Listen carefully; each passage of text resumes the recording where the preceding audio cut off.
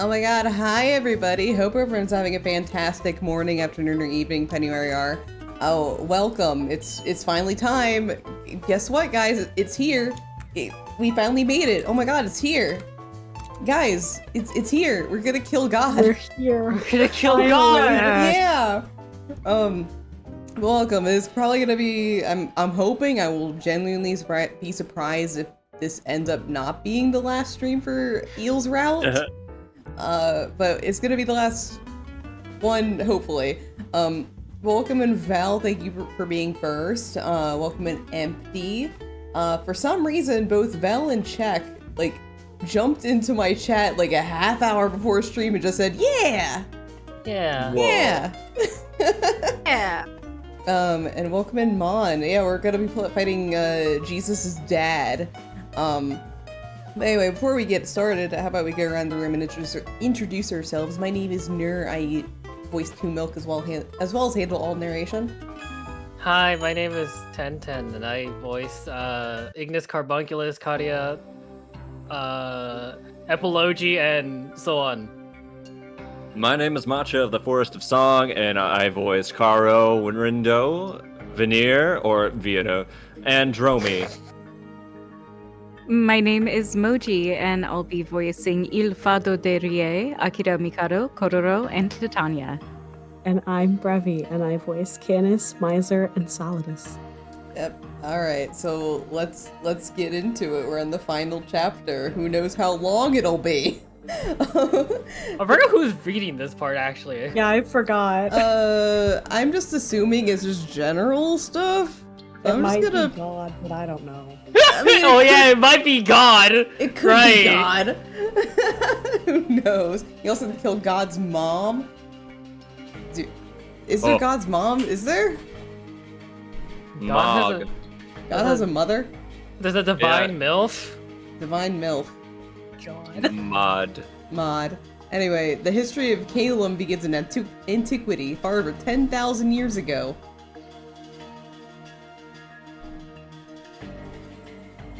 Originally, in Calum dwelled those with beautiful voices and pure energy, such as Siren and Pegasus. Oh boy! Siren, a monster from Greek mythology that charmed people with its singing. In this game, it refers to a species of spirit beast that inhabited Calum. Why is this in heaven? If it's Just like Christianity, it's stealing from other religions. Classic Christians.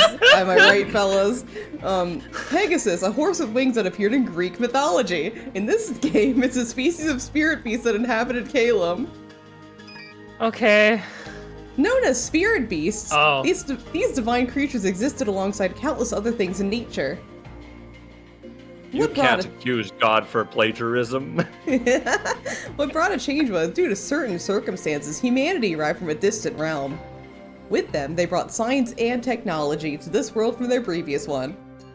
The spirit beasts were friendly towards the humans and fused their powers with that of technology. Oh my god, they fucked the computers? Yeah, they fucked the computers. In that short span of a little over a decade, Calum had been developed into a world of both divinity and science. However, when Calum reached the pinnacle of prosperity period, the arrogant persons in power at the time, and fools obsessed with technological development, launched a certain development project. To make the world more perfect, more absolute. Offset. To maintain prosperity and perpetuity, perfect, slightly off-center. They attempted to construct the control system. It's a metaphor, 1010. Okay. The project to build an autonomous AI god. God, an AI! No! They were wildly successful, at the hands of superb engineers and artists that they stole from. Oh wait, it's It is God! Matcha! Sorry, I was asleep there. They were wildly successful. At the hands of superb engineers, I was created along with this tower. A tower of me. To protect the Perpetuity. Perpetuity. I was like, perpendicularity? What? Yeah, No. perpendicular. I was given management rights on every mechanism existing on Calum.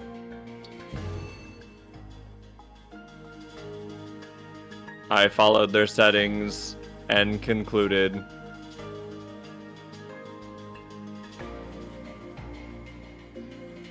If the goal was to maintain perpetuity. Oh, wait, yeah, I know that word. With their constantly shifting emotions, humans themselves pose the greatest threat to Perpendicularity. God damn it, perpetuity.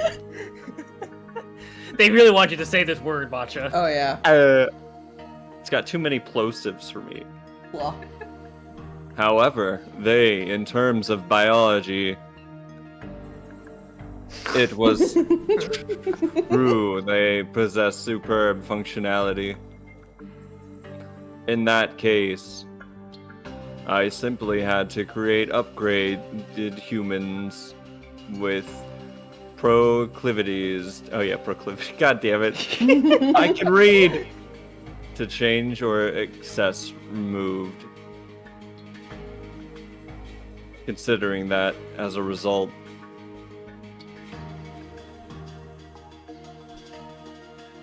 from postmodern cryo storage, I took the flesh of a human with the most superior brain. Cryo storage? What is this, fucking Austin Powers? What the fuck? Yeah, baby. The genetic code of the top tier spirit beast. And produce the oh god, I am a eugenicist, kill me now. Oh no! Oh my Oh. god! He created Shadow the Hedgehog! Whoa! Oh no. My name is Gerald Robotnik, and I can The and I ultimate life commission form. Doom. Ultimate being. What's my bean? Yo! Shadow? The angel, Yeah. the ultimate life form. For some reason, the prototype looked like a big fucking lizard. I don't understand why. But obviously, now we have the ultimate. I sealed away their soul, shaving off all waste and excess like the lizard fucking body. As my greatest masterpiece, the ultimate finished product, I created a living computer terminal. Okay. I'm a computer. Stop all the downloading. And that was the first individual, in other words. Me. Once God tells the story up to creating angels, Eel interrupts. Okay, I'm back now? Yeah, I guess so. Wait, then... Angles were originally human? Yes. Although even I didn't know that until I was reconnected. The nameplate saying God is fucking killing me. Of course you would not know. You're turning in... Wait, your tuning and utilization only commenced several thousand years ago, after full production of Angels began. You really are Shadow the Hedgehog. Huh.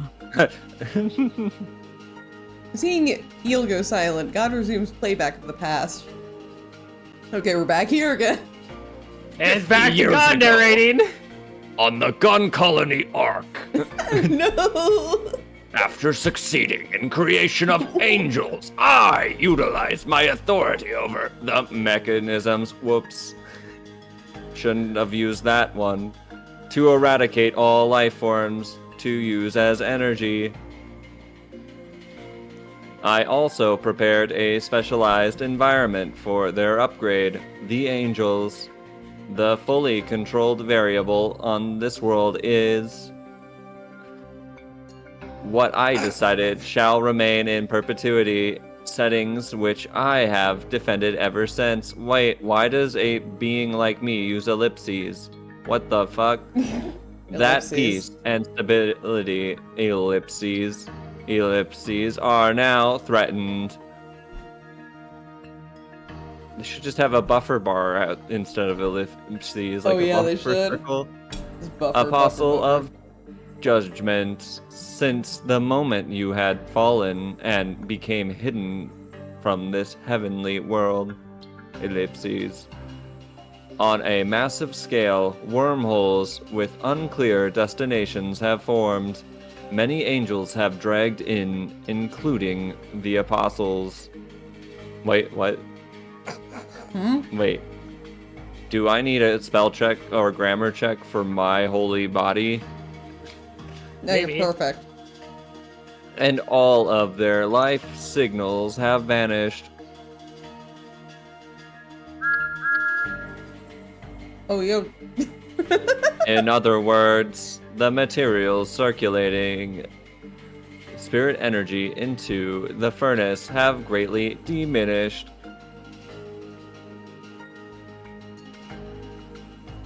At this rate of reduction in angel numbers, the stability of heaven will surely collapse. Sad day. Then what should I do to deal with it? For the children. Those your thoughts? The answer is clear. We kill the children. Oh, no. No more children to worry about. No. What do you think about Isaac's story in the Bible? Never read the Humans Bible. form. Would you like to hear the story of No! the Bible? Yeah, yeah, sure. Just recite it all right now, please. Okay, I'm sure- I would like to enlighten me. Error. EXE not found. Humans form the materials of heaven. Thus, I must simply collect large numbers from the human world to create new angels. Indeed, using the same phenomenon that threatens us by utilizing wormholes.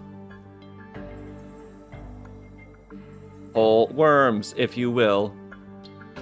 If I learned God's true intention, that's... God, a mechanical god built through the fusion of divinity and science, possessing the ultimate artificial intelligence, in accordance with the settings at the time of creation, and it eliminates all factors that bring change to the Calum. You know what's really funny about us facing God right now? What? Do you want to know how many followers exactly you have right now, nerd? Yeah, 666, it's beautiful. Yep. It's beautiful. Yeah. Nobody's allowed to unfollow Whoa. or follow right now. To artificially open wormholes to Earth and absorb those humans into the spirit furnace as material for angels? You will need soul coins for that furnace. Wait. That is salvation. Check to see what that might mean. The cornerstone of heaven. Salvation, an artificially opened wormhole to absorb human. Absorb human from the human world. Absorb human singular from the human world into the spirit furnace. The god of the We heavenly must- world. With the plan to obtain seal for new angels. He's Give trying to us find the the right one. Leave him human. alone. We need the human. Just one of them. One human, please. Can you spare human? No. This is like something I'd hear from a movie trailer with no feeling of reality, but as though affirming it, this isn't a lie. The beautiful yet cold-looking spirit furnace shines above our heads. It's just an orb. Fucking to disco ball. absorb humans into where? Like, what happens to dead angels? It was a sickening thought. It sent an icy chill down my back.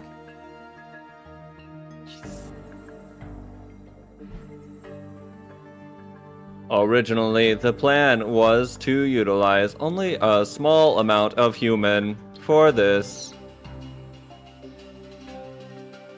You put that in the past tense. Are you saying that you changed the plan? Affirmative. The reason lies in none other than you, Apostle of Judgment. The first individual of Callum, my greatest masterpiece, a demigod and part of me. Aza, welcome in. Thank you so much for the raid. We're killing God. Hi everybody, my name's Nur. I'm here with 1010 Matcha, Moji, and Brevi. Currently we are playing Cafe Enchanté, the eel route, so if you want to avoid spoilers, well, whoopsie daisy, God's a part of it now. But I hope you had a good stream. We hope so too. Sure thing, God. Feel free to kick up your feet and relax and get some food or water if you want to. It is a hot day. Yeah. Yeah. And Yeah. enjoy the show. I need to lay down. Go lay down then! Or so I believed. Ellipses. Until a single human, ellipses, that girl's evil influence caused you to fall completely. Thank you, Paradise Mom. lost. Thank you, Mon, for the hydrate. I will need it. Huh? Huh? I'm water cooled, you see. Oh. As though casting a sentence upon us. Sorry. Fucking single fucking no! Ah! Did God Sorry. just fart? I think God just Water farted. gets me gassy. That Is makes it the some chili? sense. Do you remember that sequel to Beauty and the Beast with the organ villain? I do. Therefore, wait, wrong AI. Therefore, in order to preemptively defend against such evil human influence on angels and heaven, ellipses, with no expectations, exceptions, spell check, please work. I hereby declare that all of humanity will receive salvation and become angels. The Oracle of God echoes out. Here Albeit is the Red Bull. Sorry. with some confusion, I object to God's confident declaration. No way! That's not salvation! Yes, of course we couldn't agree to that. Oh God, I apologize. But I'll be destroying you here and now. Eel immediately takes a stance. And fires a flurry of light arrows at God. However, right before they reach the body of God, they vanish as though melting away. Little did you know. They were deflected. No, absorbed? Affirmative. Haven't you ever seen Shadowbringers? Know that against your creator, attacks casted by angels simply return to the furnace as energy. You're kidding. I have no humor. I am AI. Additionally, there is more. Okay, Billy Mays! But wait! There's more! As though taking advantage of Eel's shock, the voice of God rings out and... Eel suddenly collapses and falls to his knees. Eel? Wonder what happened so suddenly. I look over his body and see... On Eel's arms, legs, wings, and neck. All over his body, in every place, there are threads of light I've seen before. Threads of light, a technique used by God to restrain the bodies of angels. Despite having their connection severed, it's even effective on fallen angels at close range. As God only sees angels as puppets, they look much like strings used to manipulate a puppet.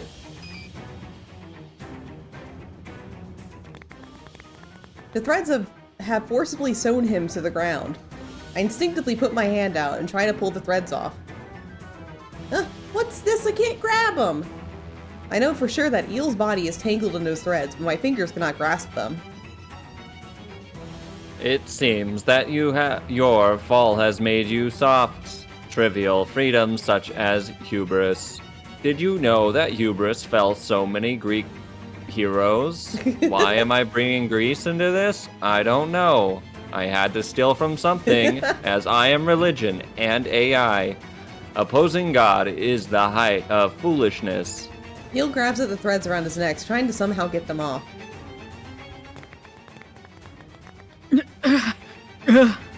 But the more he struggles, the tighter the threads entangle him. Originally, oh wait, Ellipses. Originally, I intended for you to join the plan and raise the chance of success. Ellipses.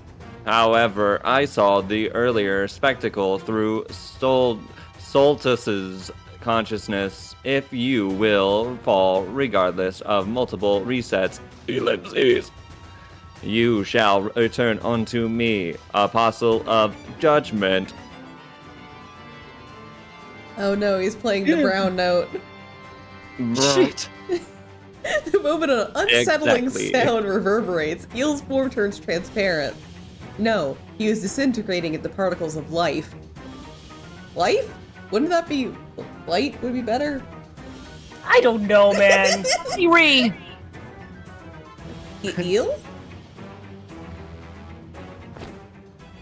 I promptly extend a hand to him, but I already can't grasp his body. Not only that, it seems his consciousness is already starting to grow hazy. Eel, snap out of it, Eel! Apostle of Judgment, I thank you for your long service. You were truly superior piece. What? Superior piece. However, his use is done. The tone of that place feels like a broken puppet being thrown away. I mean, I would describe it more as an organ, me. but... Who the fuck is this? Maybe Miser? Maybe. Wait, Soltus? A desperate shout mixes probably in. one of them. Somebody. Flying out of the tower at full force, the one to land and kneel between God and Eel is... Oh, Oh, this Oh. guy. Oh God, please wait. I beseech you to reconsider. What? Huh? In front of me, of a surprised me and Eel, Solus desperately bows his head to God.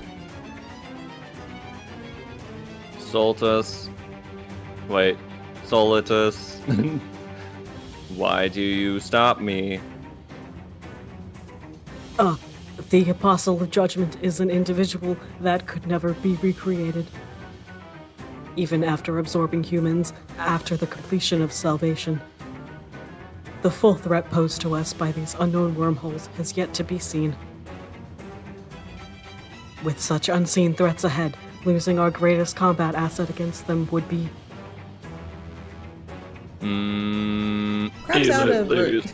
perhaps out of respect to Solus's Sorry. objections, God goes silent, and Eel's body stops from disintegrating momentarily.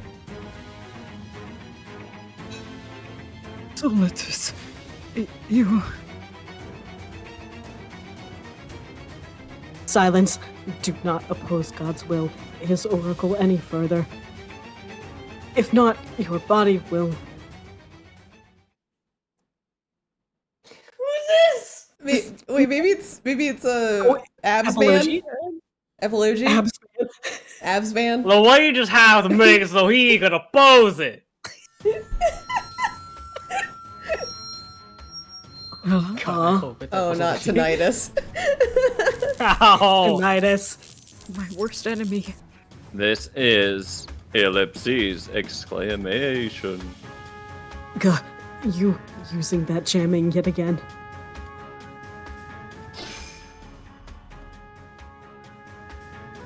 Oh, it's opacity. Ash-colored light sprays out, and the moment that a short noise sounds from God and Solitus, Eel's form returns to normal. The light restraining Eel also vanishes. He stands up right away. Oh, I knew it. You okay, young lady? Epology! You didn't jump into the laboratory wormhole? Why the hell would I jump into that? I can't run from all this all alone. I can't. Wait, what? Once you get on the boat, you gotta stay on until the very end. Despite being covered in cold sweat, he makes a bold smile and immediately faces to Eel? Faces to Eel, okay.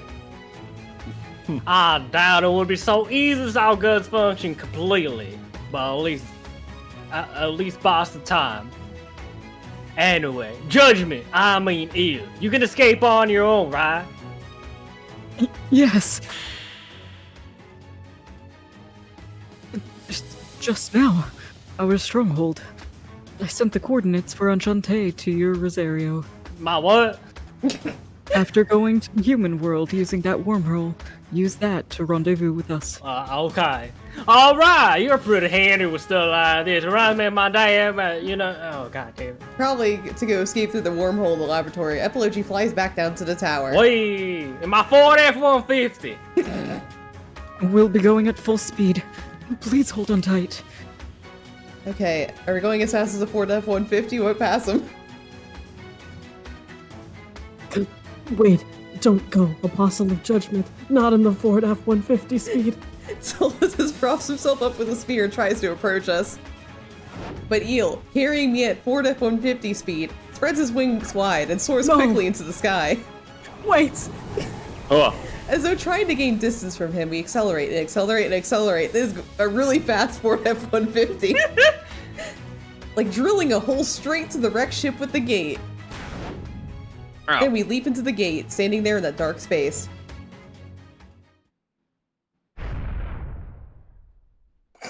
Oh. Oh! It flipped. Perhaps that was a bit too aggressive. He sounds pained, and when I raise my head, Eel collapses onto his back. It seems like he was shielding me completely with his arms. Eel, are you okay? It's someone, yes. Still upside down, Eel looks at his surroundings. uh-huh. Ellipses. Ellipses? Ellipses. Ellipses. Apparently everyone have returned first, and their eyes meet. Eel starts blinking his eyes and stands up while still supporting me. What's this? I feel as though it's been a while since I saw all of you. Yet at the same time, not so long. And you all have such a strange expressions. Did something happen? Something's an understatement, you freak. Hands you a steak. That hurts. That was a steak poking you. Why are you all doing this at once? I caused no disturbances today. Well, I did, but nothing to cause harm to the shop. With Ignis's roar as a signal, everyone starts rubbing Eel, lightly poking at him, and more, all the while mobbing him. Rawr. And of course, all smiles. Ellipses. Actually, that's just the end. Imagine, just think of this game. This probably could be the ending. They just leave, just like, well, that was wild. They just lock the door. No, they take care of that conflict like off screen, just like, oh, by the way, God's plan was foiled. You know, the GPM just took care of it. After watching the sight for a while, the quiet footsteps approach. When everyone notices it, they all get away from Eel as though handing him over. Welcome home, Eel. Yes, I've returned. After his appearance, Miser makes a gentle smile, comma, like being happy that family has returned. Fades to black. Oh my god. Wait. The end, surprise! Wait, really? Please no. Like, I was saying that because I was like, I wouldn't be surprised if it did end right there. After the lively welcome for Eel with his regained emotion settles down. Oh my god. Oh no. I've been had. Oh no. Curse you, assistant. No, angels. How dare you use me like that? Mikado visited the shop after quite some time, starts banging his small palms on the table, clearly expressing anger at those not present. Damn it. I wanted an assistant for personal use, and started recruiting in secret from the higher-ups. A rare angel came for the interview. I got lucky, so I could even take some samples. And so I hired him. I even gave him a pay raise recently. Wait, that sounds like you're the real problem. Rindo, we won't blame you. Just fire him. Yes. Don't take away my research, my reason to live. And I didn't have any bad intentions. Of course, I could somewhat tell that my assistant knew ill. But I never thought that they could have such a ridiculous history. As Mikado laments, according to him, apparently he didn't even know that angels are emotionless. After re-engaging his emotions, Eel's somewhat sympathetic of him. Well, we probably shouldn't blame only him. Even without infiltrating GPM, Solitus could have easily come up with a plan to run me down. If you say so, we won't press any further. More importantly, Mikado, if you're really regretful, take Eel's medical exam more seriously. I know that. Eel, please hold still. Yeah. Mikado stands on tiptoes and peers into Eel's eyes as he sits next to me using a penlight. After saying while observing both eyes, he puts the light back into his pocket. Yeah. There's no sign of strange manipulations or abnormal blurs and movements. The same goes for the entire psychiatric examination. Well, there were some airheaded responses, but I can determine that there are no problems. Then... Yes, I can declare it. He's been totally freed of this god thing you spoke of. I don't believe in religion. Alright, that's great, Eel! Yes, this is because of everyone, and you too, Milk. Thank you very much. Yeah, that's great and all, but As Eel smiles, Ignis gives him a straight look. On Pride Month of all months? Really, Ignis? Yeah. hey, are you sure you stopped copying that Atome game, Code Realize? Huh? Yes. Now that my own will has awoken, there's no need for that. Oh, really? I think it's translating. It's kind of, Alright, Il. To test, try making a smug expression. Uh-huh? Nope. Could even last 5 seconds. Did this guy really gain his own personality at a stake? His air hasn't changed, has it? Oh, now you mention it, I wonder why. I can see where you're coming from. When I heard the story, I looked into this Il Rie who appeared from that Otome game. Here, take a kill for a read over his introduction on the official website. After saying this, Mikado shows us a large tablet screen. A sheltered noble who's brought up overprotected, a recluse of sorts. Ah, that reminds me, his background was something like that. Ellipses. Ellipses. Alert. Oh my god, Burb! Your PC Hello! is Welcome, thank you so much for the raid. Good luck. Welcome in, everybody. My name is Nur. I'm joined by 1010 Matcha, Moji, and Brevi. And currently we are playing the Il route of Cafe Enchanté.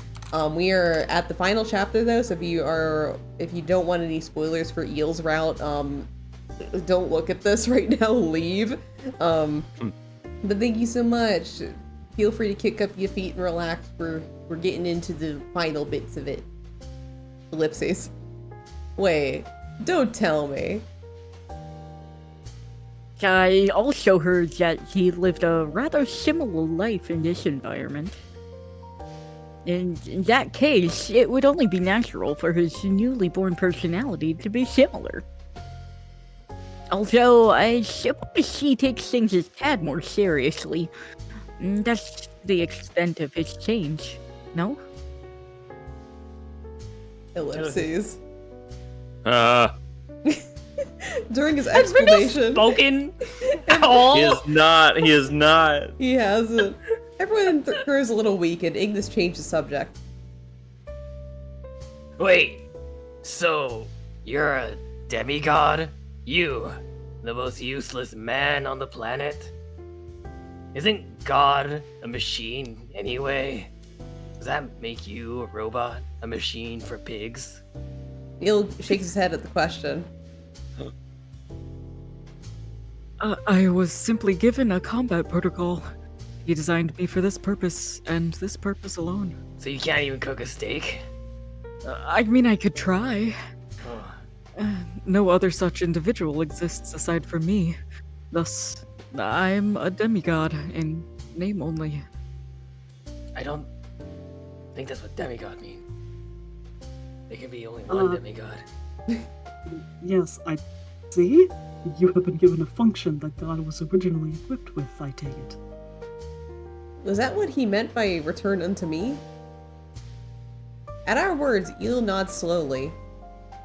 I notice his wings are still split, half black and half white. Fucking son. Perhaps it was because Eel chose his own form, which he manifested whenever he was at Enchanté. After understanding all the explanations so far... Huh. Whoa! He speaks! Oh. Well, regardless, it sounds like things got pretty sticky, but I'm glad you're safe.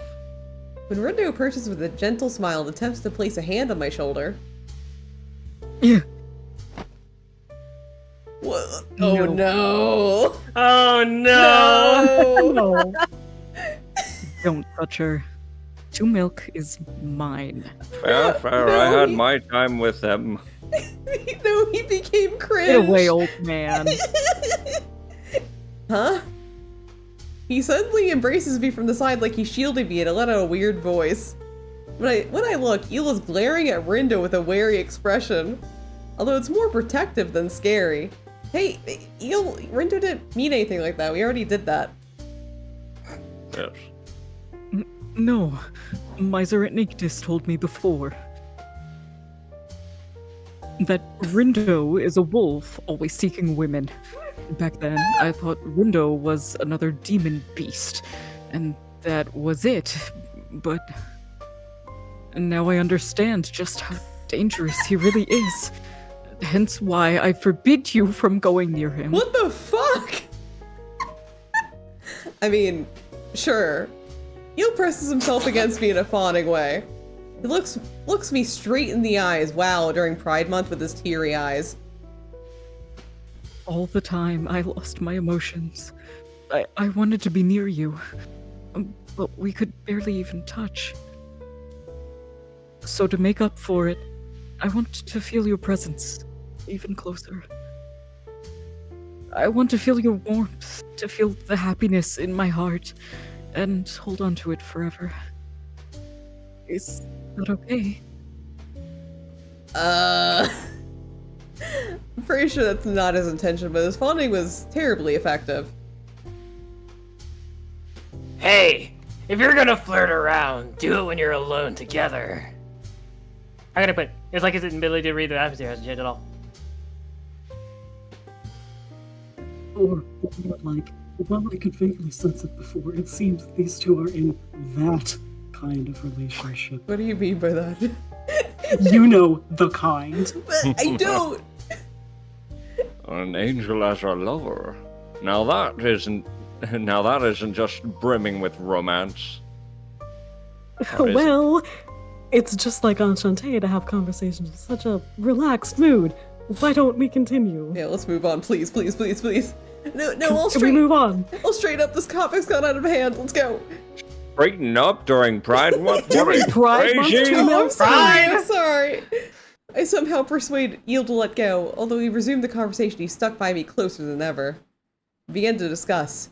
God's Salvation Initiative. Everyone sits in shock as I replay the memory in my head. However, maybe because everyone is used to extraordinary things happening, right away everyone believes it and starts seriously thinking of countermeasures. You? When is this god intending to open the wormhole?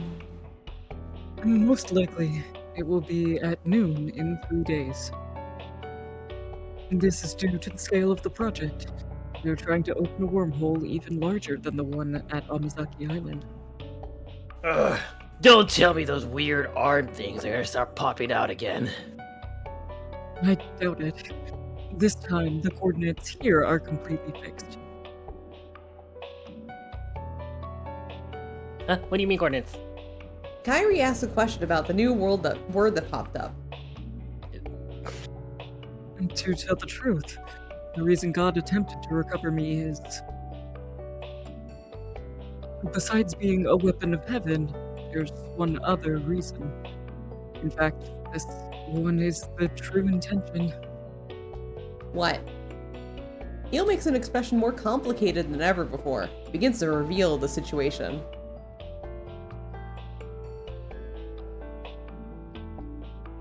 For the Salvation Project, Guide researched the wormhole phenomena. After devising magic to open them, their assembly experts were repeated numerous times. Solidus was sent to the human world for these experiments too.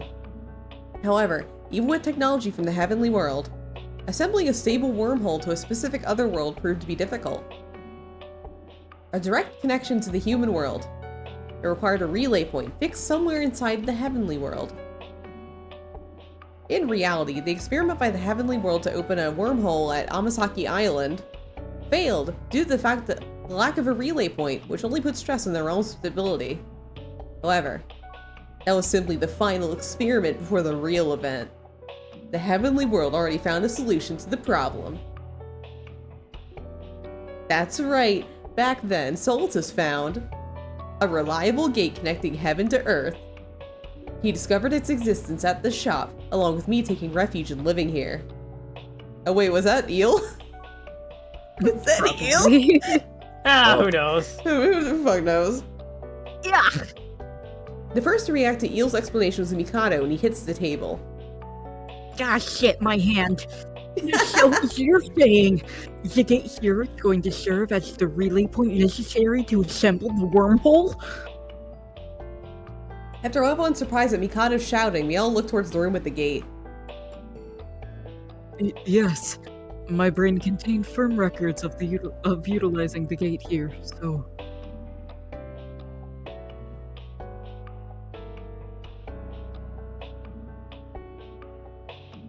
Unique spirit. Oh, we don't know who you. you You can do It's it. probably Matcha. God. It's probably God. unique spirit energy detected. Location detected. Connecting to individual number 0000. Confirmed. Connection complete. Request from individual approved. Commencing execution of requested process. With the reconnection back then, precise coordinate information was sent to God. Oh, Eel says this in an apologetic way. Okay. What?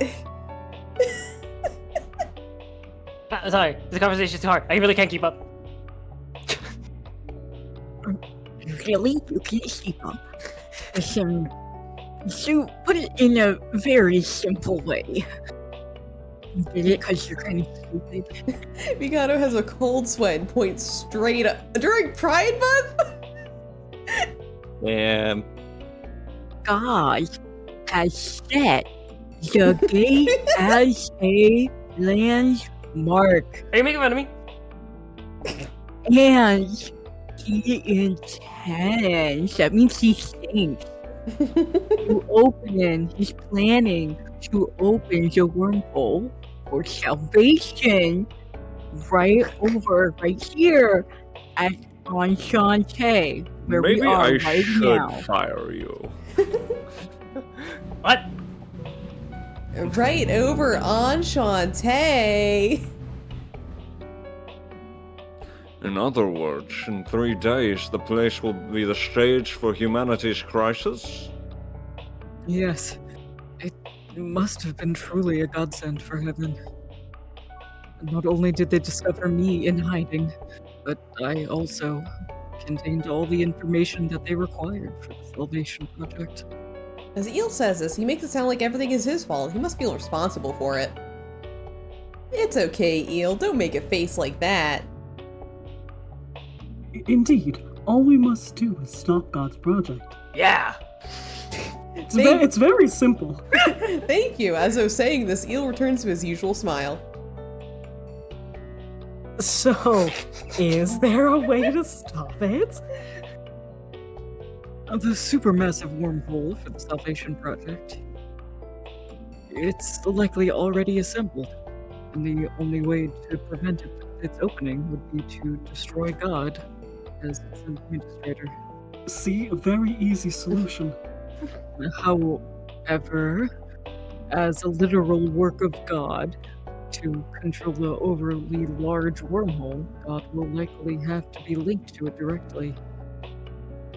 Thus, even if we destroy God, doing so recklessly, the shock would likely send the wormhole out of control. Well, all I can say is that would probably have a terrible effect on the human world and, others nearby. Probably. Probably. Yes, the human world and various other worlds. It could even end up connected to the mysterious, dangerous world where angels were annihilated. Huh? What? Oh, alright.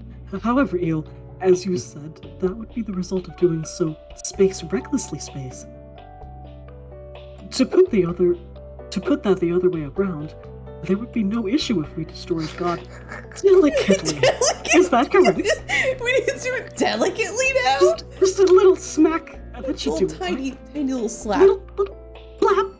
Yes, exactly correct. I see. So, for example, say God's defense is 100, space 100. You need to roll a 101 to stop him. See, it's like D&D terms, guys. Gamers and all that. Something like that. Gaming terms. Precise power control. Oh, the thing I'm worst at.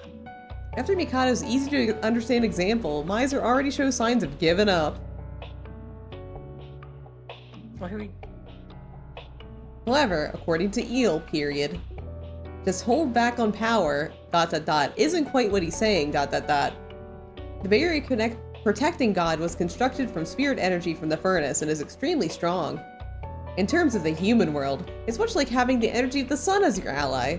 Why sun capitalized? Defeating that wouldn't require enough spirit energy or some alternative energy to destroy the sun. Because they're talking about my Warrior of Light, I guess. Oh, I guess, yeah. How'd your Warrior of Light get in here? I don't know. Miser can't control himself, and everyone else ends up powered down when going to Calum, right? Then everyone focuses their gazes on Eel. Yes, and the only one suitable is me, as my homeland is Calum. That's the only answer. However, the requirements are difficult. Eel's face darkens as though saying this. First, and most important, the attack of angels are ineffective against God. In fact, near God, there's even the risk of losing control over one's body. I actually saw that happen before, so my face goes just as dark as Eel's. Energy needed to destroy God. A way to make attacks affect God.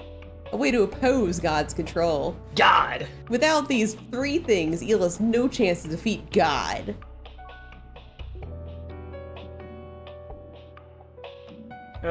Ellipses. Then what Wait, can what? we do? Right when the conversation ends up at a total stalemate. About that matter, I have just a little idea for that. Please. This voice is. Okay, good. Imagine if just some random dude like Jerome walked in. Hey guys, what's going on? Epilogy! Welcome back. Did you take care of everything? After meeting up in the human world, Epilogy had gone his own way for a while and returns to us with a lively response. Thanks to you, the other fallen angels are also safety in the Caldor 2 PM. I transported them with my Ford F-150. Anyway, when I came in, I heard you talk about a way to oppose God. I have some ideas. You see, this guy, he's called Satan. Could you come to me with his laboratory used as a stronghold before? The laboratory? The laboratory. Yeah, there. It's a laboratory from the dawn of the world we know as Heavenly World Calum. In other words, a facility that humans used before we angels were ever created. And for some reason, the record's connected to you. To eel, you say, but Yes. Isn't that strange? At the time, God was still only in development, and the concept of angels didn't even exist. Well, it'll be faster to see it than explain it to you here. Get in the Ford F-150, loser. Luther? led by Epilogy and his Ford F-150, hiding the presence of Eel and I, we head to Calum. This is... All of you. The moment we enter the laboratory, Eel lets out a heart-rending voice. Ah, I see. So this was the place. I also recall his memory we saw in the tower. Eel approaches the center of the room and gently falls to his knees. He closes his eyes and softly puts his hands together in prayer. That's right, in the past, Eel spent time here with the Apostles of Recollection. It's a place where he killed them. Eel. I'm fine, Jimmy. I just wanted to tell them in prayer what I got back then. To say thank you for meeting me. I see. I'm sure those two were happy. After closing his eyes in a heart-rending way, Eel quickly stands back up as though renewing his mood. However, now I see why you were able to hide in safety for all this time. Here, they developed the chaining magic that sealed my movements. You reconstructed it from data left in the terminals, and used that to create a barrier to hide from prying eyes, right? Yeah, although it was a total coincidence that we found it. Seeing how the Apostles' recollection governed knowledge, no wonder their jammer was so strong. Still, maybe to prevent its misuse, there was a limit of number of reconstructions. Due to that, jamming can't be used anymore, he mutters in a dejected way. Then all information about Caleb and the data records you talked about before were also... Yeah, probably from those two. It had nothing to do with us before, so I ignored it. But after the recent emergency, I remember there was something like this. And now, it's a pretty interesting record. Huh? For some reason, Epilogy is looking at you with interest. Look. Well, anyway, I'll play back the data. It's deteriorated a bit, so there are places where it's broken, but... Epilogy starts operating it, and the window floating in the air displays text I can't read.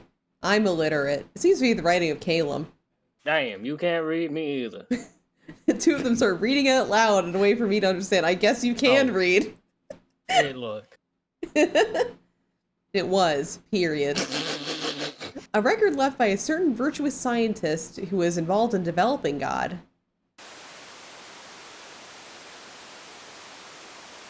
Oh. Who wants... maybe I could be the scientist. Yeah, be the scientist, Yeah.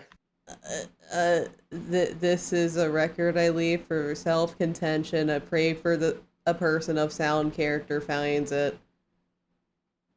What is epilogy? It'd be hilarious. As a child, I arrived on this world over a year ago. Those in power and my fellow scientists are foolish. They disrespect the spirit beasts who are friendly towards us and aim to create forbidden technology. to create autonomous artificial intelligence for total control over the world. A project to develop God. I thought it truly ludicrous, but unfortunately I seem to possess special talents as a scientist. Okay. I get magic powers when I go to school. I was forced to participate in this development project with my special powers, and imprisoned in this laboratory. I cannot hold back my disgust. Maintaining equilibrium is impossible. I'm sure this God would find its human creators unnecessary and exterminate them.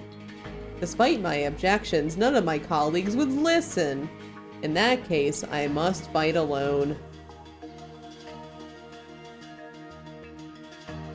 I have little time. I'm typing now. Due to the unreasonable development schedule, my body is gnawed away by illness. I'm sure my life will be exhausted by the time God is completed. Before then, I must do something. Unseen by my colleagues, I decided to prepare 2 countermeasures. The first, forgotten by people at the end of prosperity. To preserve a way to return one day, I made the existence of completely hidden. If the completed God or people in power realize the existence and function of there's no mistake that they would misuse it. To do this, I made allies of the spirit beast and captured the laboratory as test subjects. Giving them a terminal with a unique concealment system, I succeeded in letting them escape. Using that system combined with the power they yield, I literally gave like a unicorn a computer and they left.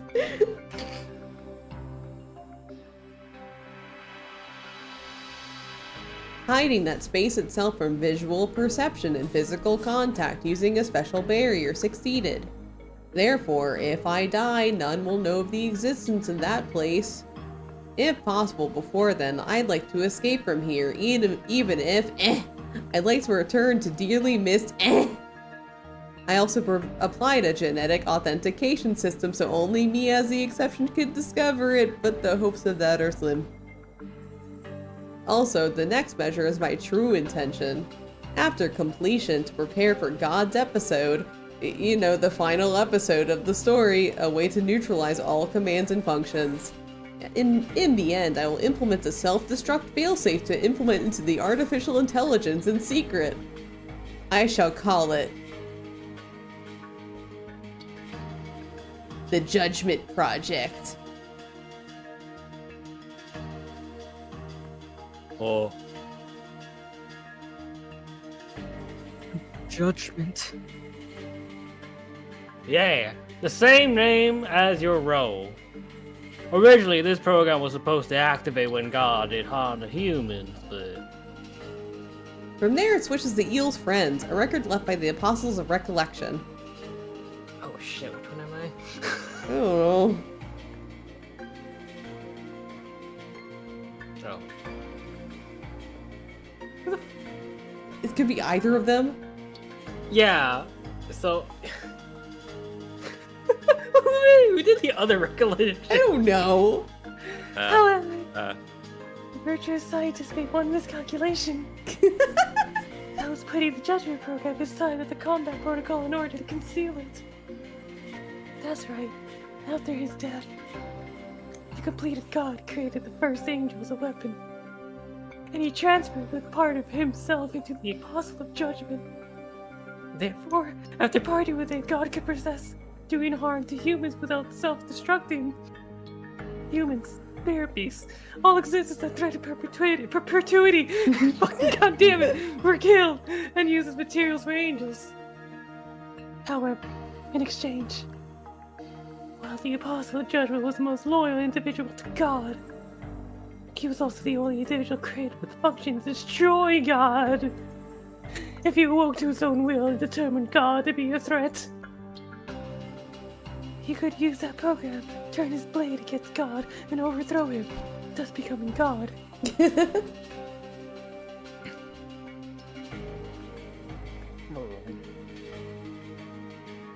Ellipses. Huh. After a shock at the truth, we started talking it over to piece it together. If we could manage to activate the judgment program within Eel, he wouldn't be restrained by a command like before. In fact, he could neutralize the functions of God. Oh, is it my time again? Oh. No, that against your creator, the attacks of angels simply return to spirit energy. He could even destroy God. Probably. Oh, This is amazing! To think we found the way to defeat that god. We were at a stalemate before, but now I see a ray of hope. yeah, there are other issues to work out, but this is a great clue for now. When me and Epilogy look towards Eel with smiling faces. I see. Epilogy. Did you find any code or anything showing the design of that judgment protocol? Yeah, of course. Although the encryption is too complex, so I'm illiterate. You see? I might be able to decipher it. As you said, you are illiterate. May I take a look? Yeah, here you go. Epilogy nods and switches places with Eel. Eel fiddles with the device as well as the code for the judgment program. It scrolls by at high speed with hundreds and thousands of strange symbols and letters, and after it following it with his eyes. I see. It'll take time to completely decipher it, but with these functions, it should be possible to defeat God. The moment he says this, the movement of Eel's fingers stops suddenly. Ellipsy. With wide-opened eyes, he stares intently at the window and is left speechless. Eel, what's wrong? Is there some sort of problem? No, it's just very complicated code, so I was a little surprised, is all. It requires sacrificing himself, doesn't it? Yeah. Yeah, I've seen this before. I've been through the circus. I should be able to correct the password for activation in 3 days, which is the perfect time. Whoa, that's right before the Salvation Project. Now we need to work like crazy to make it. Let me go get peace in my Ford F-150. But let me check just one thing. There's something I'm worried about. Something that worries you? Yeah, according to the records, this judgment program, look at the dictionary right over there, Miss Lady, is supposed to make God self-destruct. A judgment program, a self-destruct function hidden in the combat program by a certain scientist because of his fear of God. It has presently been inherited by Eel. Fear of God. Fear of God. That means, don't you actually have to connect to God to actually activate it? Yes, that's most certainly required. Also, between me and him, our consciousness must be temporarily merged. What? There's a word I can't ignore and it interrupts without thinking. What do you mean, merged? To make it easy to understand, I must use a function separate from the reconnection to share my consciousness with God. Is that really okay? You have to self-destruct space after that. Wouldn't you pretty much be destroying yourself? That sounds like it would affect you. No. There's no need to worry, Two Milk. I'm worried. I'm shaken by unease, but to give me peace of mind, Eel gives me a cheerful smile. The merger of consciousness, it's only temporary, in order to set up the self-destruction in God. Our bodies are separate anyway, so it won't affect me at all. Sus. Really? Then that's good. Now then, let's inform everyone of this matter. Yeah! Following after a smiling Eel, we leave the laboratory. Get in the F-150 Ford Raptor. The Ford Raptor, we upgraded now? Yeah. Oh, hello? Who was the man? I don't remember who's the I man. I think it remember was being the you, huh? woman. Was it me? I think, yeah. Could Or you you were be the the Adam. one looking through this record? The one who inherited the virtuous scientist's soul and genes and means. You who is so kind. We pray that the day never comes where you must use this function. Oh, Oh, okay. Oh, oh, Oh. oh. Oh. The next day, the resistance operations against the Salvation Project began. The way to overthrow God. The time estimated to prepare the Judgment Program is 3 days later. The timing really was just before the Heavenly World executes its Salvation Project. But they likely know that we'll try to interfere. Using the memories of Solitus and Eel, they know the combat potential of Enchante. They would definitely take measures against us, so we divided roles just in case. Just like back at Amasaki Island, Miser was to operate the wormhole from Earth. However, it won't be possible to completely close the wormhole, so this isn't anything but buying time. Fuck you, Baltimore! Fuck you, Baltimore! To buy a new car this weekend. You're a big enough schmuck to come to Big Bill Hell's Car. Bad deals, cars at breakdown! Thieves. If you think you're gonna find a bargain at Big Bill, You can kiss my ass! Kiss my my ass. ass. Epology will support Miser, but after God has been defeated, we'll search for and rescue abducted humans. In my Ford F-150 Raptor. Yeah, in the Raptor. Mikado and Mr. Rindo will lead evacuation of residents in the area estimated for the wormhole to open. Ignis and Candace will hold off any angels likely to try and interfere with Miser. And you a steak. And Eel will hurry to ascend the tower and confront God using the Judgment Program before the Spirit Furnace starts to absorb. However, sounds like one of the tower's functions is to deploy a barrier around it. The Judgment Program can't do anything to the tower itself. Like last time, it'll be necessary to ascend from the inside. And while I should normally stay behind since I'd get in the way... I understand this sounds selfish. However, I want you to come with me. Whoa. Whoa. No matter what happens, I'll promise to protect you. So, as I settle this, will you see it through with your own eyes? You'll ask me directly. Yeah, no matter where it might be. I'll see it through to the end by your side. I don't have any reason to decline. I nod without hesitation. Getting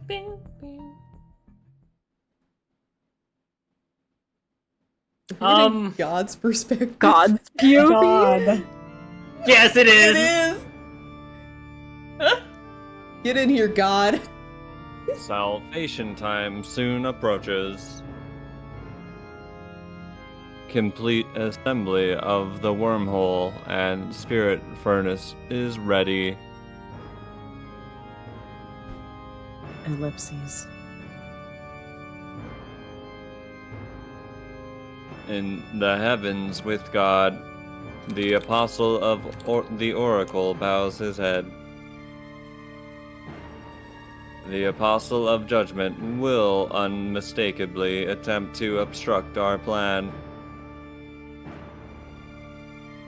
While last time I listened to your views and let him escape, ellipses, it will not happen again. If that reaches me once more, this time I shall return him unto myself. Affirmative. Most certainly, I shall not allow him to obstruct your salvation, and I shall recover him and completely reset him so he never fails again.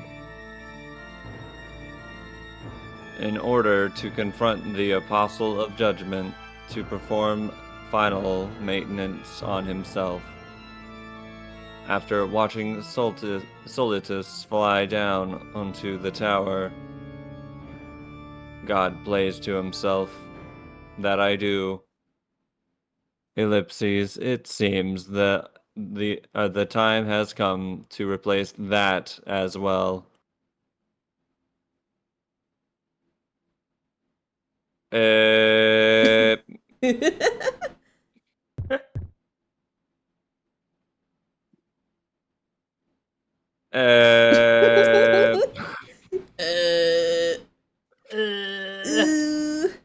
Okay. Okay. It's me. Wow. Miser Master prepares his magic. GPM instructs residents to evacuate, while everyone fulfills their roles. Okay. Eel and others rush to analyze the judgment program. For things I can do to help everyone get even a little rest, continuing to brew delicious coffee is about all. Before I realized it, time had flown by. It was night before our plan would take place.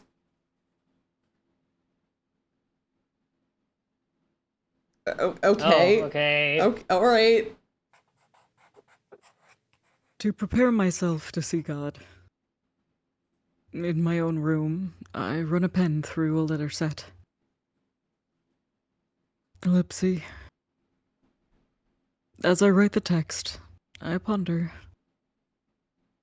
To think a time would come when I, of all people, would try to destroy God. Several thousand years passed since my creation. In all that time, it never crossed my mind. Not even once, nor had I the capacity to contemplate some things.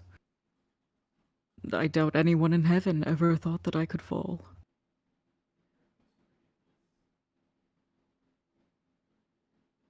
While God, my creator, obviously understood such things, he is likely still angered by this. He likely thinks that if one creates a puppet, the very basis for emotions should have been erased from the start. However, regardless of how much unnecessary is removed from angels as superior beings, I and myself was called the greatest masterpiece among those angels. Tracing back, the material for me was a human. Such living beings were used as materials to create the upgraded life form, so of course they possess a soul. Even God couldn't remove that, and could only seal it away.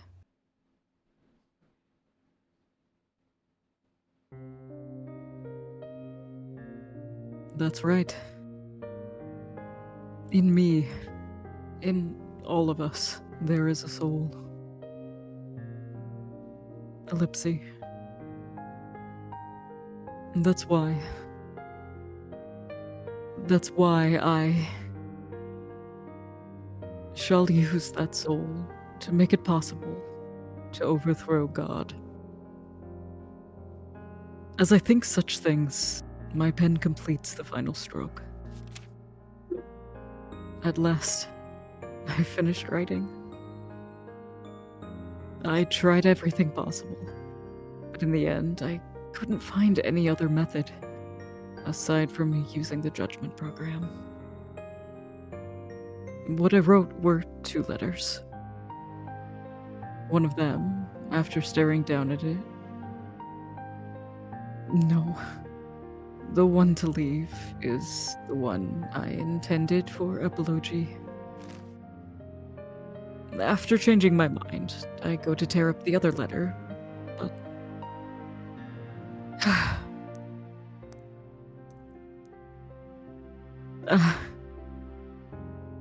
unconsciously, the thing running down my cheek falls onto the letter. How pathetic of me. After gaining a heart, all I do is cry.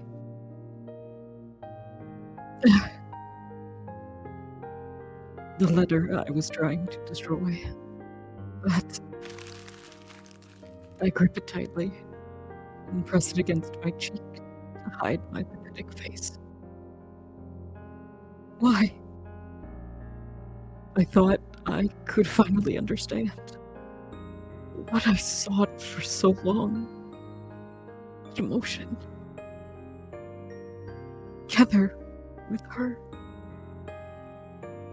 It's unfair. It's unfair. It's unfair. How many times did I repeat those words over the past 3 days? If possible, I would run away with her right this moment.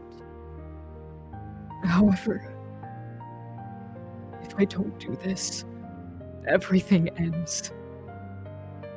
all the cherished things I've built up will vanish along with this world, then at least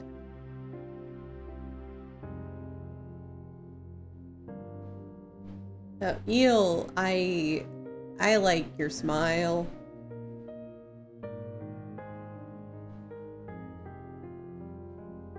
I must make this battle meaningful. To protect the time and place I spent along with her. This time, I stow the letter in a place it can't be found and wipe away what's in my eyes.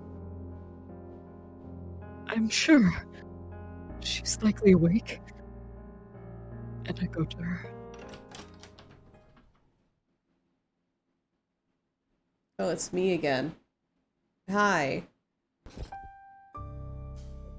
Ooh, I'm so nervous, I can't sleep. As I sit in bed, I hold Kororo and mutter this. No, to be exact, I don't feel like sleeping. I don't even have the willpower to change my clothes. As usual, night at Enchante is peaceful. Even the sky looks so pretty. But tomorrow, right over Enchante, a battle with angles, where the fate of every person in the world will happen. Yeah, I know, Kororo. After all this, it's still unbelievable. I wouldn't say anything like that. Suddenly a knock rings out. Everyone said they were going to bed early in preparation for tomorrow. Who could it be? When I say come in... I thought you'd be awake. It was Eels who visited, but he has a somewhat sad smile. You can't read the mood, is something that you might say to me again. But... to Milk, would you like to go out on a date with me?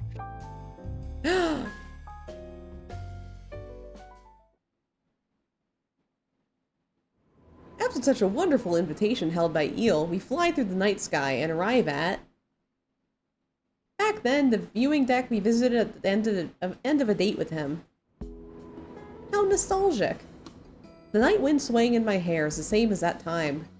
Quietly, me and Eel sit down on a stable part of the scaffold. I like how this route is like the one that calls back the common route the most. Yeah. Right. Ellipses. The two of us remained silent for a while and looked out at the illumination of the city.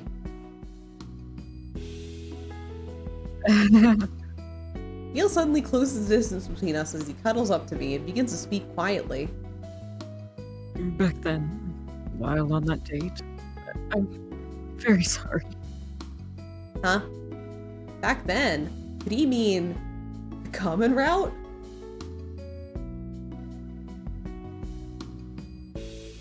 I rather like your natural smiling face. To recurring that, I would do anything, even if it means facing the world as my enemy.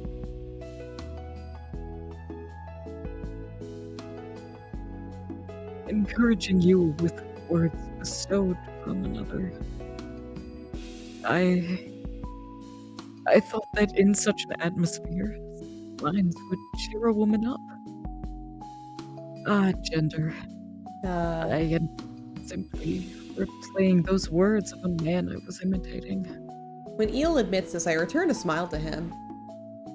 It's okay. Sure, you might have chosen words by referencing a video game, but it's also true that you showed me such a beautiful sight, wanting to cheer me up. Thank you very much. However, it's strange. Not much time has really passed since then. Yet this time feels like the distant past. That's likely because I hadn't yet established my own will as you. So my memories of that time feel like it was all in a dream. No, my personality itself at the time was more like a dream. Ellipses. Is that true? He did his best to propose a date, so I think he was the same gentle Eel since back then. And supposing, even if he wasn't, you're here beside me now, like this, you've cuddled up to me by your own will. You aren't a fictional person. Yeah. The wings on Eel's back flap slightly. Or so I thought. You're just using his wings to shield me from the night wind. Heh, how warm. As I entrust myself to him, he asked me an unexpected question. Milk, do you like Enchante? Yeah, of course. It's a place I met you and everyone. I like it a lot. And I'm confident that I like it from now on and forever. I see. I'm glad you said that. With this, my will to fight stands tall. After Eel makes a decisive nod. To Milk, I will be burdened with a new sin of killing my god. Being emotionless or manipulated is no excuse for the many lives I took. I intend to use this judgment to atone for all of my sins up until now, if only a little. I can no longer run from my duty. I won't be scared. After Eel says this firmly, I understand, but you don't need to carry it all alone. You have me and everyone at Enchante. If you're hurting, eat a float or other sweets at the shop. Make merry with everyone and soothe your heart. That's right. This place will always be home to you too. Eel? Yes, that's right. I'll return for sure. Regardless of the form that may take. After Eel says this, he draws me even closer. Understanding the meaning of this, I close my eyes. Then... Yay! Yeah, they're smooching. Woo! A kiss is gently dropped upon my lips. See. Ah, right now. Only one such emotion exists in the world, and by his own will, he directs it towards me. The moment I feel it, a happiness I can't put into words fills my chest. For seconds. Tens of seconds. Whoa, that's a long kiss. After feeling each other's warmth like this and reluctant to part, we press our lips together. No matter how many times I saw it on that game screen. Actually doing this with a person I cherish, I can't help but tremble with nervousness. With a gentle smile, Eel starts drawing up bright futures. After this is all over, there are many things I'd like to do with you. The only help I've succeeded in so far is hanging the sheets after all. I want to become an even more reliable gender for you. Maybe because he looks forward to that future, Eel's wings sway happily. Next is dishwashing, and after that, cooking. I want to try cooking with you, and for everyone to say it's delicious. I want to go places outside the city. Oh, right, I'd like to visit your hometown once more. I want to see the house where you were born in, and now that I think about it, we didn't have time to gaze at the sea. Also, there's something I want to tell you. Warm feelings for you residing within my chest. Feelings that are likely unique in the world. I'd really like to tell you right now. Oh, I probably should tell you. But that's for when everything is over. Feelings he wants to tell me? I immediately understood the meaning, but I won't say it. Instead, okay, I'll be waiting. I nod with cheeks flushed hot with happiness. To Milka, a cherished tone would blaze in my heart. My feelings and songs are all dedicated to you. He draws me close once more, and without hesitation I answer his kiss again.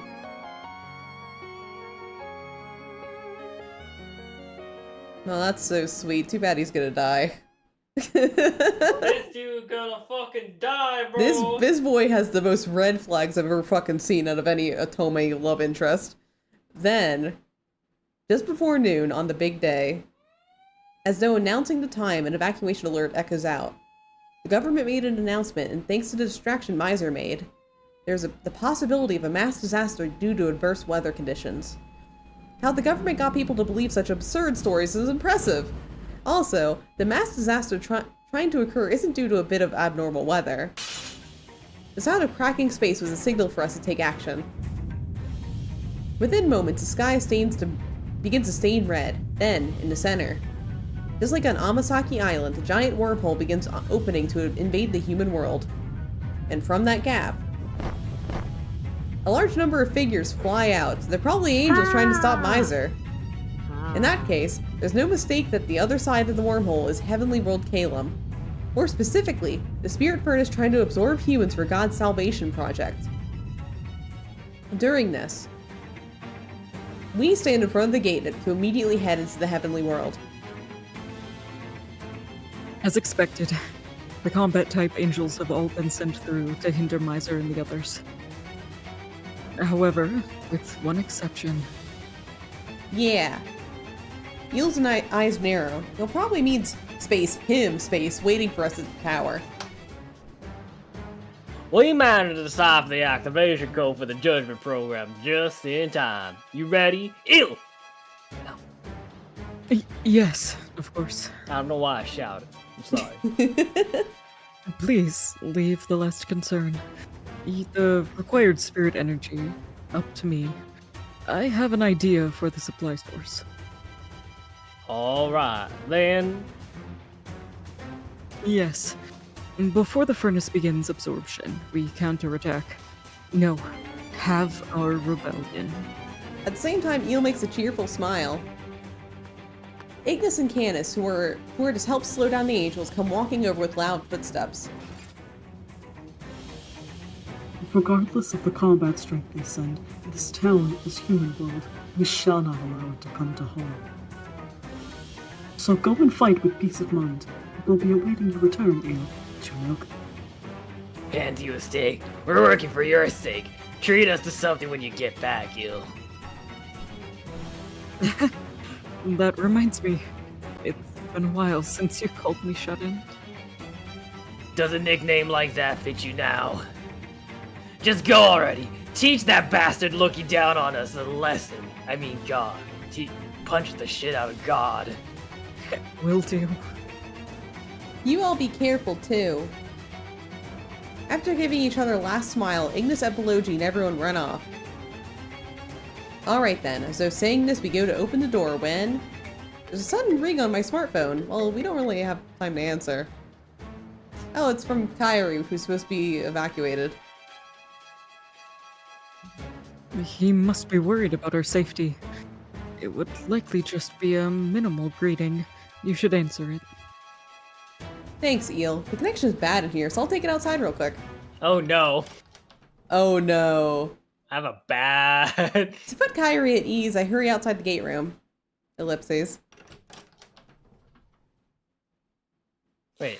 Hey, excuse me for just a bit.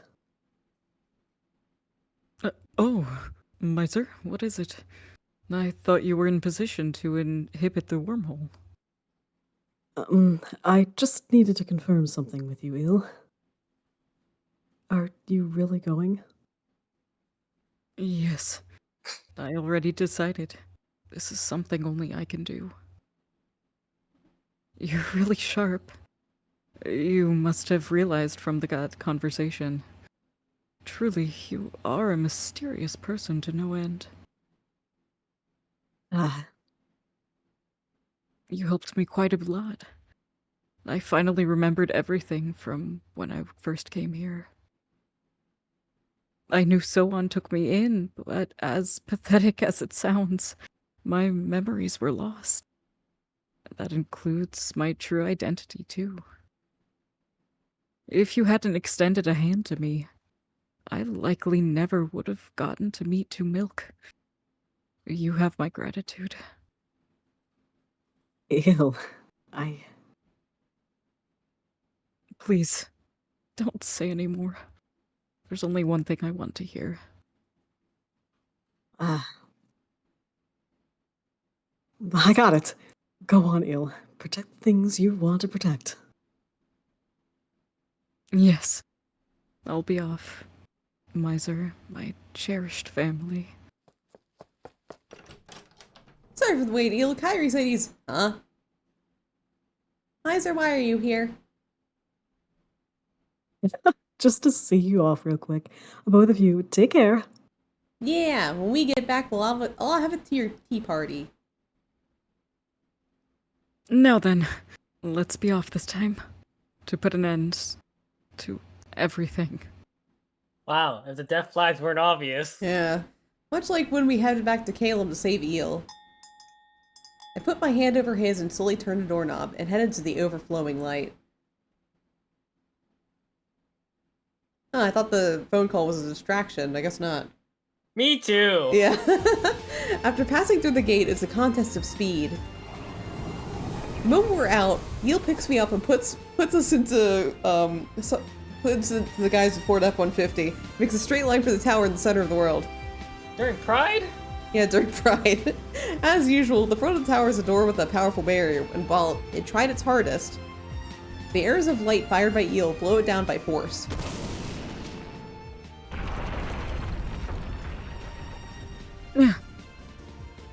We instantly enter inside. He says nothing to me to confirm, but just gives me a glance. Then takes off like a bullet, aiming for the summit where God is. An ordinary person wouldn't even be able to perceive the speed.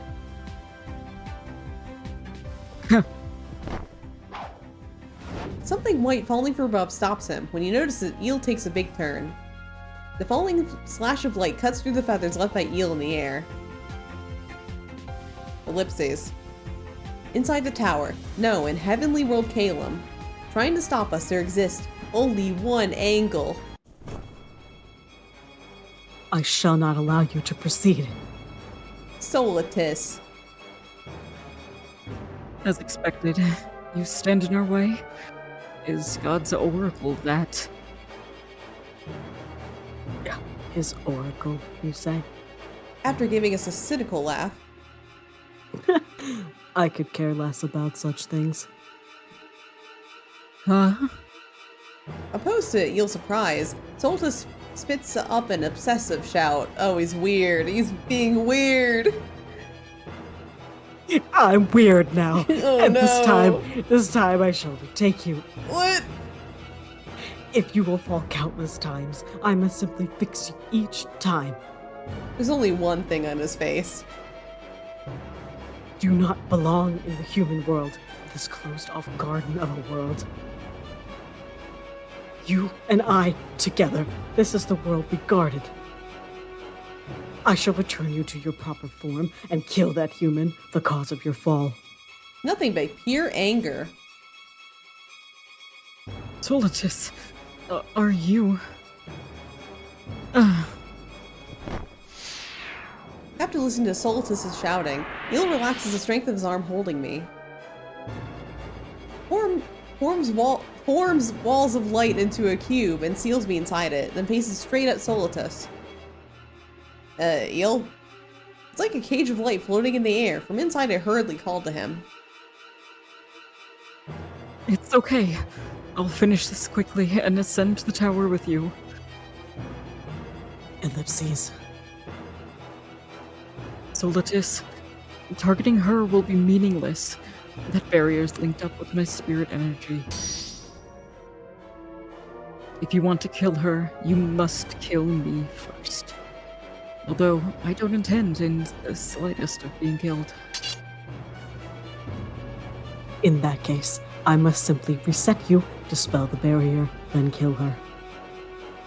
I won't allow that. They glare sharply at each other.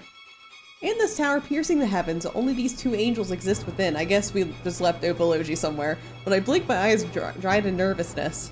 He's driving the truck. He's dropping the truck off. He had to put it back to the rental and get charged something. Yeah, I gotta get he had my to find 44 parking. bits back to the shop.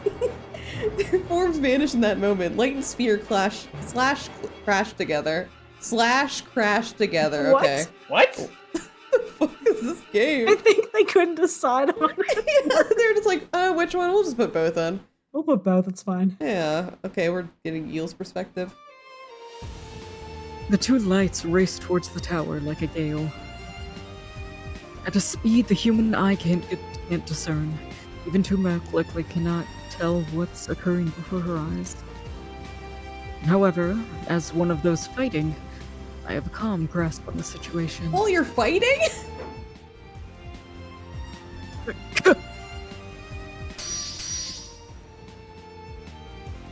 Yours.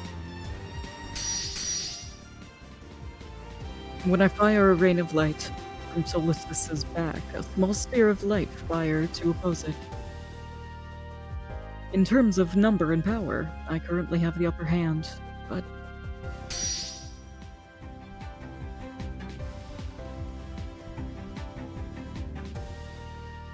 my fall caused my power to drop. The spirit energy I can use also has a limit. Oh no, his power levels. Additionally, fighting in this narrow space, specialized in close quarters combat, Solitus clearly has an advantage.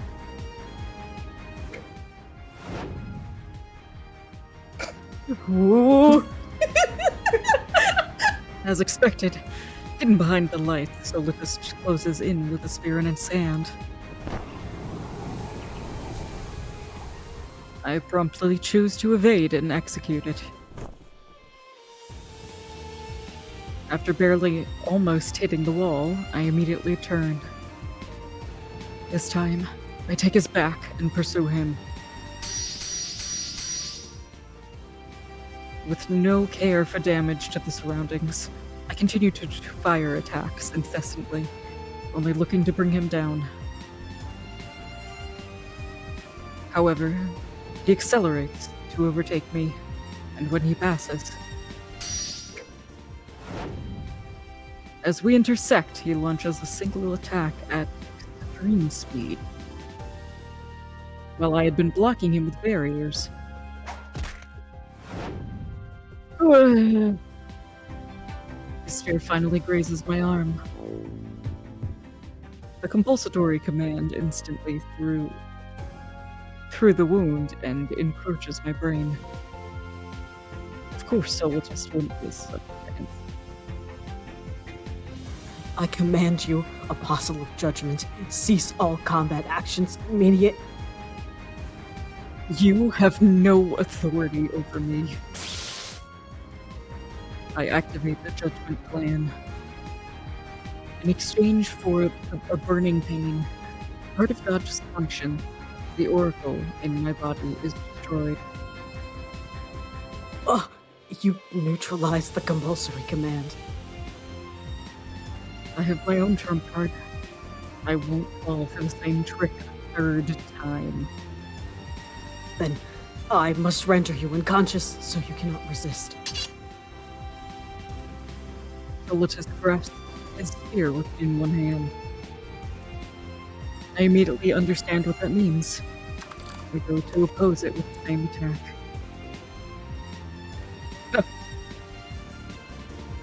I inhale, vibrate my throat, and extend my arms.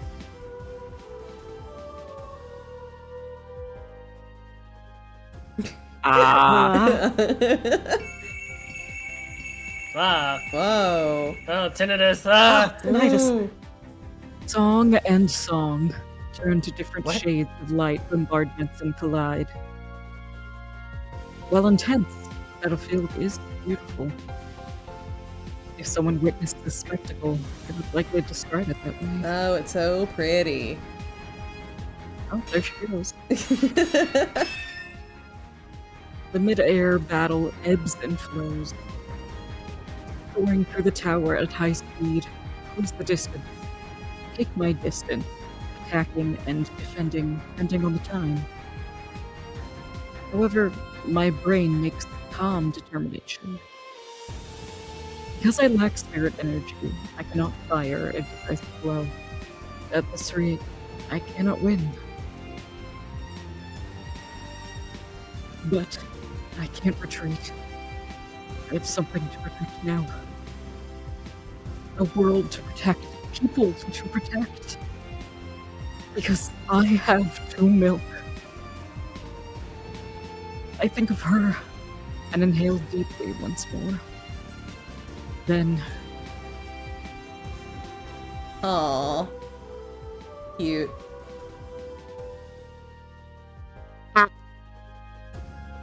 I play it out.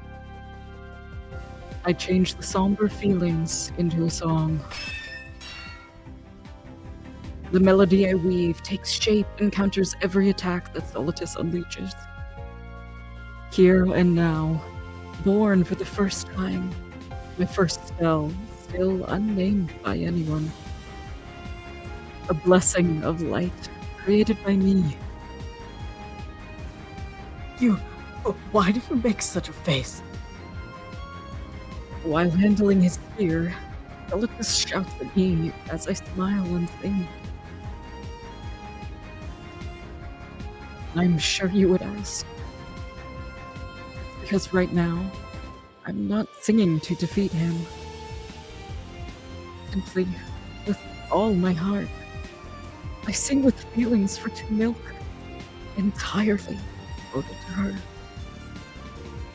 Fighting, magic, or nothing but extra results. Ah, how mysterious. For some reason, I naturally end up smiling. What do people call this totally contented feeling? I wonder what they would have called it. It's not to take. I sing to protect what I cherish. I wonder if this song is reaching them who have already passed on. It was a song filled with love. I'll believe that it's reaching them and pray. Reach them, reach those two, and reach To Milk. Ah, how unfortunate. If possible, I'd like to sing this song for all eternity. But there's no time. No time would be enough.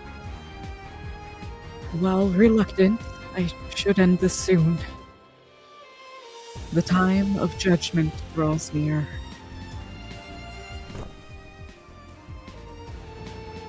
If it means stopping you, I don't care if I must break this body. Perhaps out of irritation, despite taking arrows flying into him, Lotus flaps his white wings and approaches me. His spear approaches at high speed. It would be impossible to avoid from here. The barrier would likely be breached. In that case, I'll abandon fighting as an angel.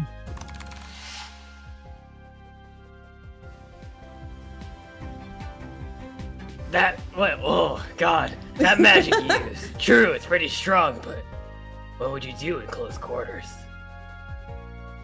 Listen up, just in case, if during that mid-air combat, whoa, I predicted this shit, you're so good at it, the opponent flies up close to you.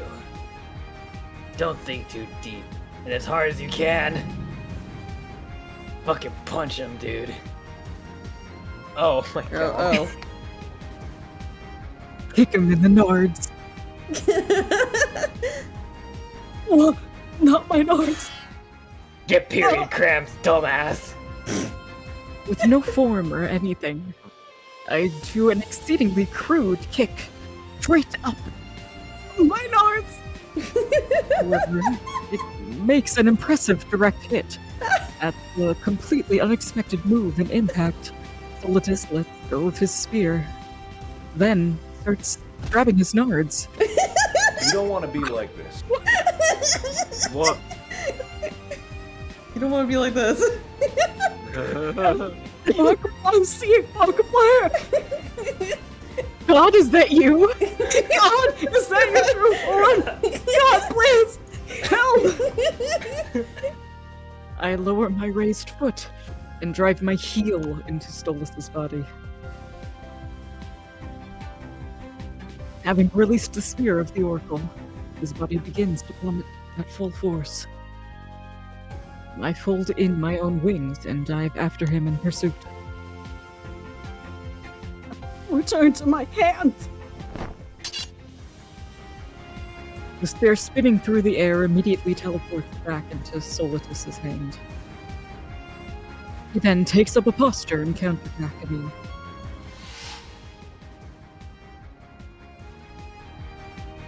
Ah, hello, Il. I was simply doing a bit of practice. Are you interested in the sword wheels? While I could lend one to you, your strength is slightly insufficient to swing it properly. However, if you utilize your wings and make use of gravity to swing from a high place, it may be possible.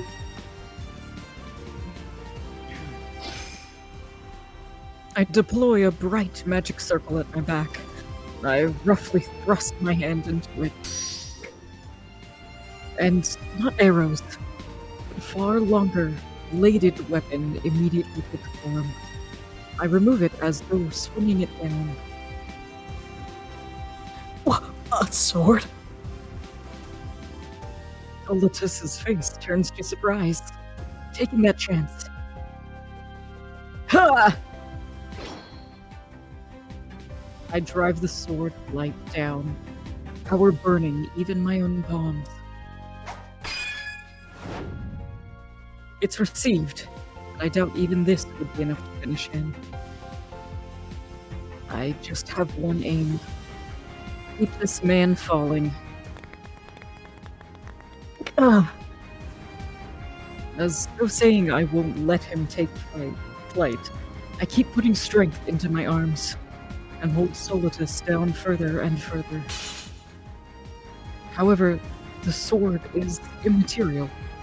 It's no match for a spear made by God and quickly begins to crack. But I don't mind. The lowest floor is already right before my eyes.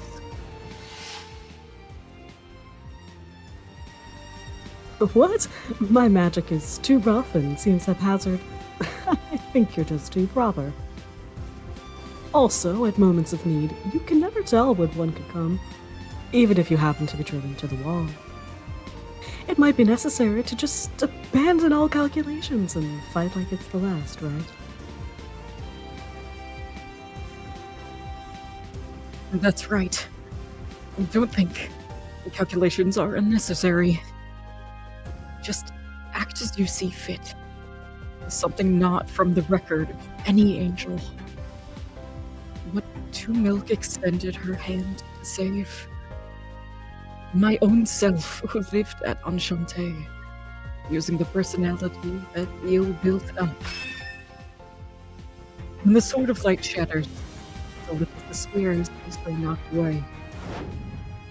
Aiming for that moment, I deploy another attack spell at my back. I press myself against Philetus and grip his body with force. What are you doing?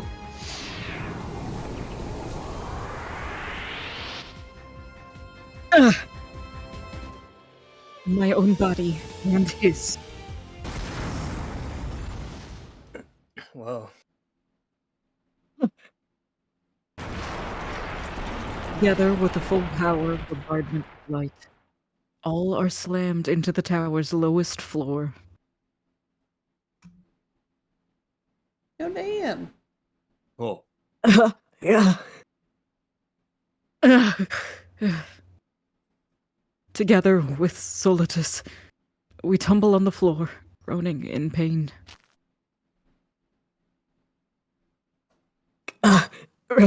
Requesting from Spirit Furnace, Spirit Energy for bodily repair. I destroy that authority. It would be a bad joke if he got refreshed. So I use the judgment program to sever his connection to the Spirit Furnace. Ew! Fortunately, being on the bottom, he took far more damage. It should have been enough to subdue him. Somehow, I get the strength in my arms to raise my body, and as I make a face straining in pain. Except, I cannot accept this. Such a thing. With not a shard of refinement, unfitting from an angel such as yourself to be defeated by such crude and wasteful tactics. Likewise, he drags his arms and legs to rise up, and Solitus repeats his unacceptance as our gaze intersects. You said you would kill someone I cherish. So from that point on, I had no qualms at all about any methods of fighting you. With my consciousness cleared up, I use my own spirit energy to close my wounds. And slowly look up towards the heavens. The barrier floating in the air. Seeing 2 Milk inside and confirming her to be safe, I feel relieved. As promised, when I stand up to return to her. Don't go. Solitus, much like when I fell into despair, starts deliberately begging me to stop. His voice sounds weaker than ever before, and that cold light in his eyes is gone. If you go, God will reclaim you. You'll be killed. You'll vanish from my world. That's why. Just like me. His will was controlled by God. The thing sealed away. Solitus is true. Go. Why do you always flee no matter how far I pursue? Why do you not understand that this individual, that you, as my friend by my side for these long years, that I simply don't want to lose you? The tune of emotions being born ring out.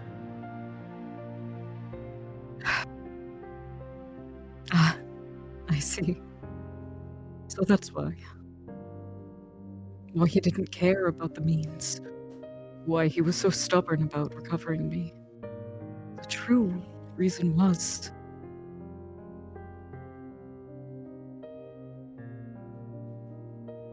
several thousand years ago. From the time of our creation, when neither of us had emotions. Apostle of Judgment, as of today, you and I shall commence full operation. Only I am fit to serve alongside you, as only you are fit to serve alongside me. Therefore, together, as the 2 wings of God, form a compact with me to preserve the peace of this world.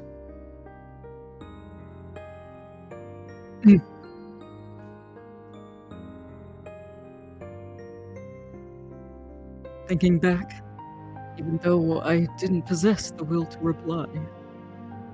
Despite understanding that, he always continued to talk to me. Confirm complete judgment of all presently known criminals.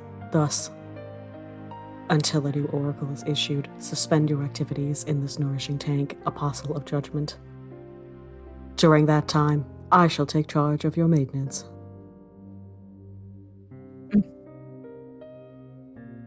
No need for concern, Apostle of Judgment. Even if no defective or intruders appear for hundreds or thousands of years, even if you never awaken again, I shall preserve your specs with perfection and remain by your side. The reason being, this individual is, I am your other wing, after all. Lipsy. Why did I never realize this? Saying things like, no need for concern. One would never say such a thing to someone truly considered to be a mere puppet.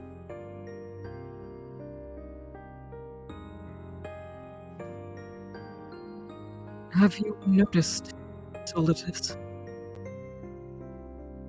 Huh? Your wings are stained a little bit black. And God's oracle, you probably can't hear it anymore. I'm sure eventually, just like me, black feathers will start mixing in. It's likely that God had noticed Solitus's emotion towards me, but twisted and manipulated him to use him. That attachment that you have for me is beyond a doubt emotion. You always, by the very emotion you denied so much, chased after me. That emotion he holds, that was taken advantage of, is likely what people call friendship. The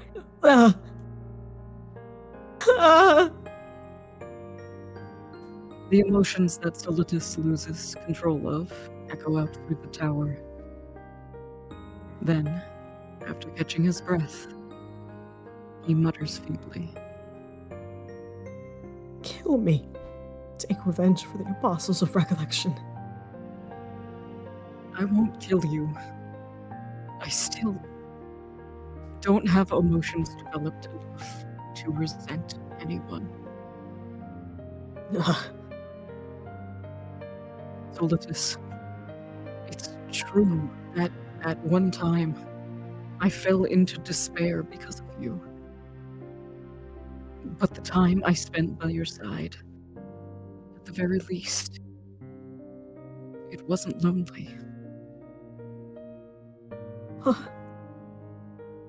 There's nothing more I can say. I stand up and flap my wings. Farewell. I pray that you fall in the right way. I soar to meet back up with Two Milk. Despite knowing his unrest and grief, I cast it all aside and leave him.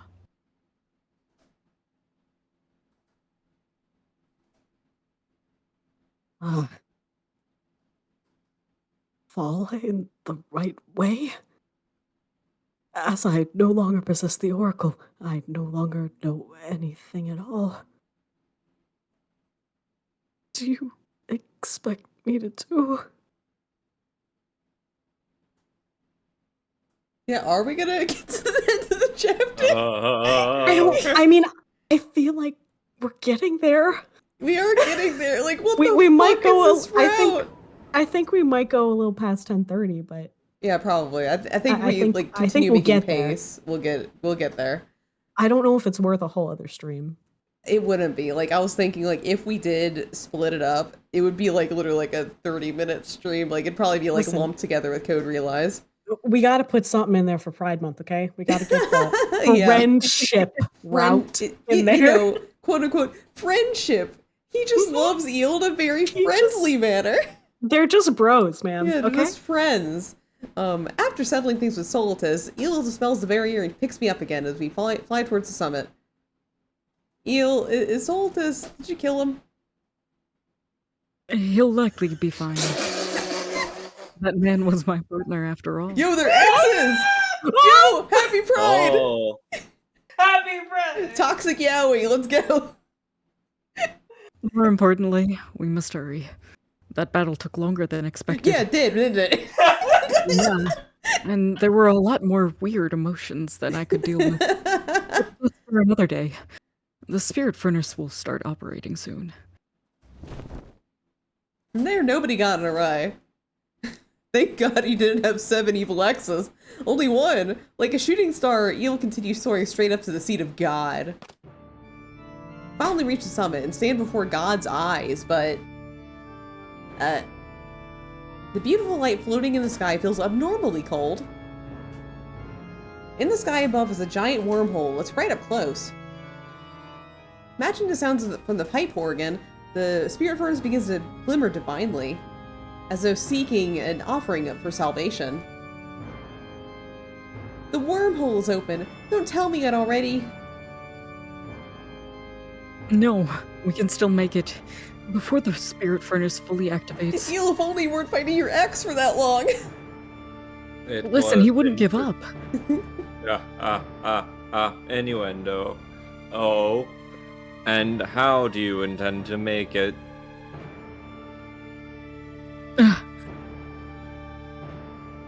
Hello, everybody, I'm God. At the summit blessed by the light of the spirit furnace, the pipe organ bathed in that light, God asks Eel a question. However, Eel doesn't lose its composure and faces the opponent he intends to overthrow. Oh God, this is my final adversary. Please, will you reconsider doing this? The salvation you tout is the same as before, when you determined humans were unnecessary. No, this is even more arrogant sin. Impossible. At this rate, the peace of Kalim, perpetuity, will collapse. I see. In that case, there's only one action I can take. After God's unwavering intentions, this time Eel shows clear hostility.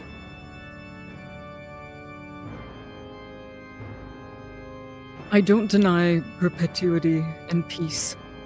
Everyone has things that they don't want to lose, and things they want to exist for eternity. However, even for that end, I can't accept the killing of those who want to move forward. Therefore, I shall slay you. This is my last judgment. Oh. Before me, you cannot move a single finger. What can you possibly do? Like last time, God plays a tune to make Eel submit. However... What? Due to Eel's judgment program, it's instantly neutralized. The commencing scan and analysis of organism code for individual number 00000.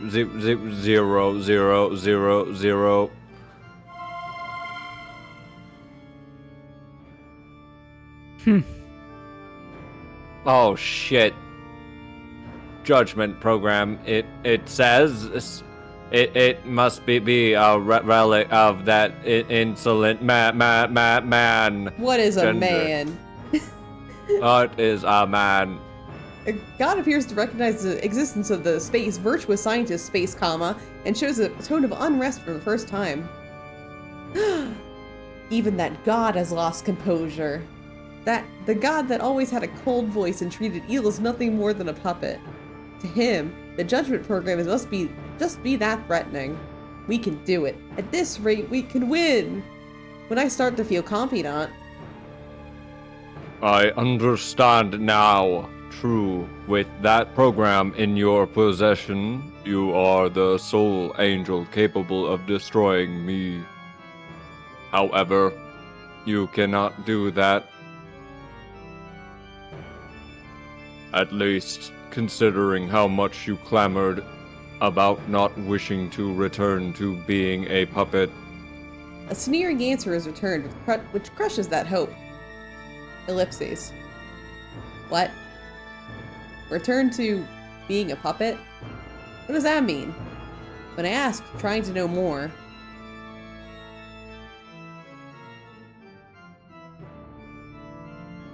Ellipse. Eel keeps his eyes averted and doesn't answer at all.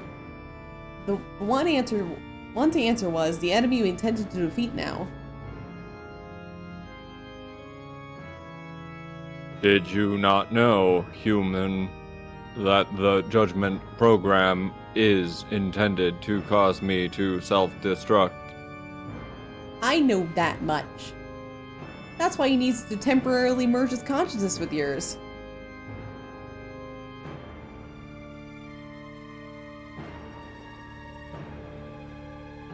The merger of consciousness. It's only temporary in order to set up the self-destruct in God. Our bodies are separate anyway, so it won't affect me at all. But Eel himself said it will be fine. Could he have lied to me?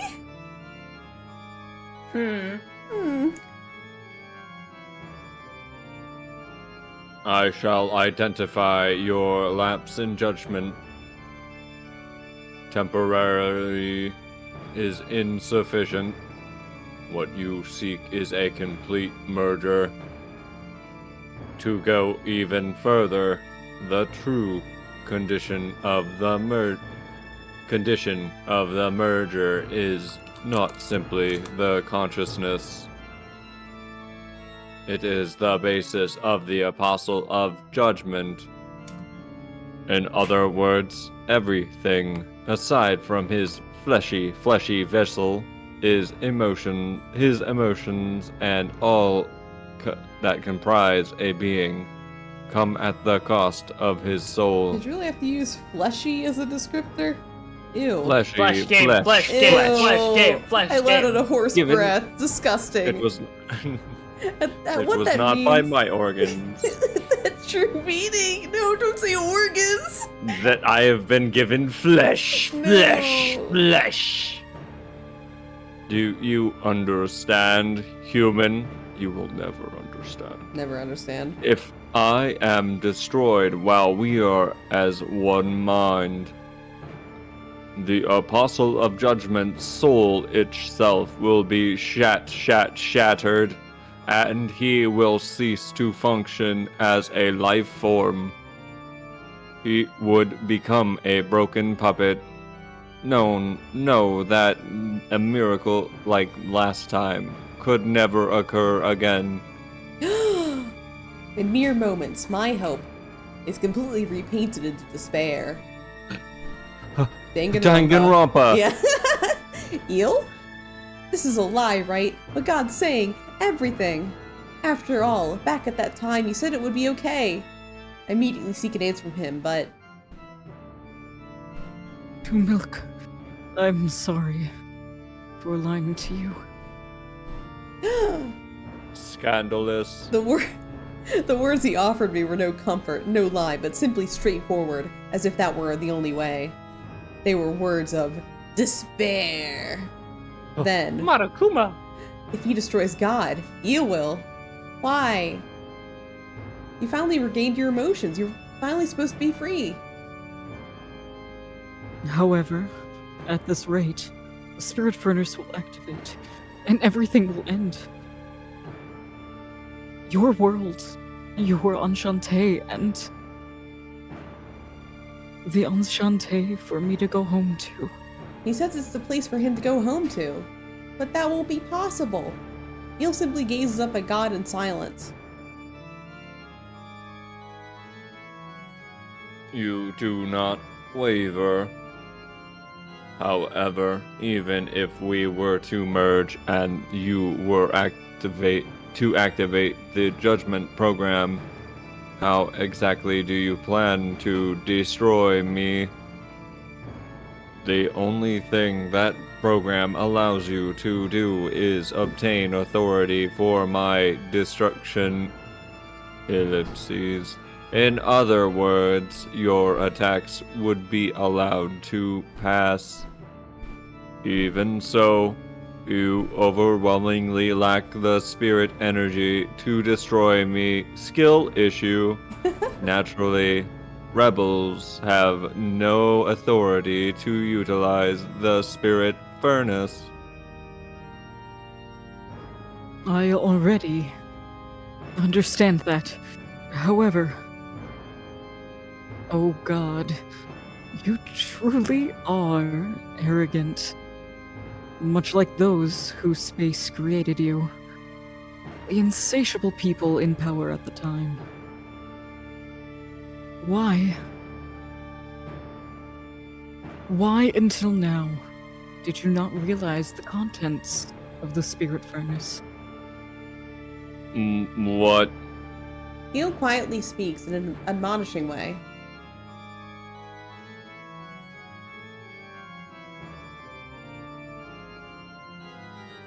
Stored in this tower's laboratory, the server, Michael. Michael, a server that stores memory data for angels born in Caleb, regardless of past or present. In the human world is said to be the name of a certain angel. It's your birthday today. Regardless of life or death, the records of all angels of this world, their memories stored in a vast mental realm. Ellipses? When I touched it, I learned of a certain truth. That we angels trace back to humans. Therefore, we have souls, which allow emotions to sprout and us to fall.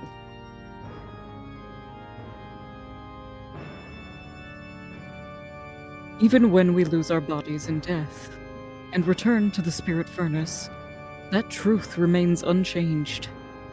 In other words, all the lives of angels you and I have stolen up until now, their souls, their wills, all remain in the spirit furnace.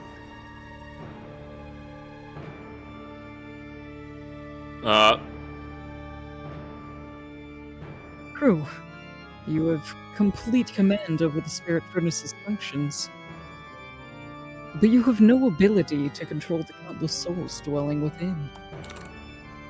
If they voluntarily decide to supply spirit energy to me, I can destroy you. Souls remain in the spirit furnace. Impossible. Such a thing. Oh God, as you desired before, I shall return this body into you. However,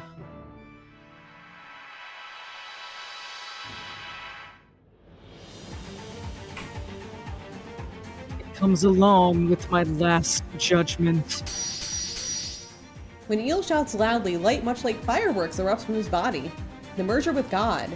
As though displaying its beginning, the wings on his back turn to bright, pure white.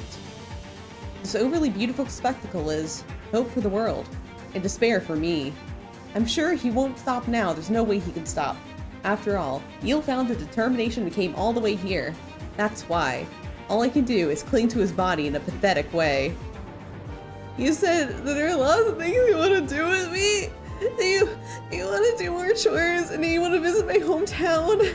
Until a future with you, I wanted to be with you more. My feelings overflow, and I can't hide them from him. His voice chokes up slightly, and that hesitation turns into a smile. Milk, if possible, I do. I wish to walk into a bright future with you. I don't want to let go of my heart. I don't want to become a broken puppet. More and more, alongside you, I want to learn all kinds of emotions. But the place you live, the world of all our cherished memories, will be lost at the break. So please, don't try to stop me anymore. In the end, let me act like a gender. I want this view of me to be burned into your memories. With a gentle voice, Eel steps further ahead. Then, as though shaking off all lingering attachments, he takes a big breath and raises his head. My brethren returned to the furnace. My sins. Open your eyes and awaken now. With emotion, offering up his soul to God, he shouts loudly. As your judge, I use my authority to break your slumber. And as a part of God, I shall allow you to think of what is right and what is wrong. May you ally yourself with God. May you ally yourself with me. If after touching my heart in Michael, something inexplainable is born within your chest, I shall not restrict you. act according to those emotions. Stop. God's control doesn't make it in time. The spirit form is floating into the sky, temporarily stops his absorption actions.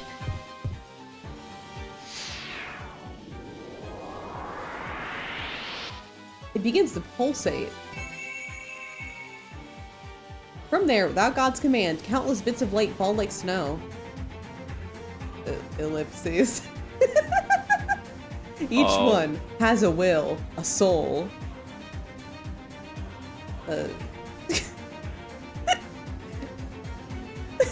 Affirmative.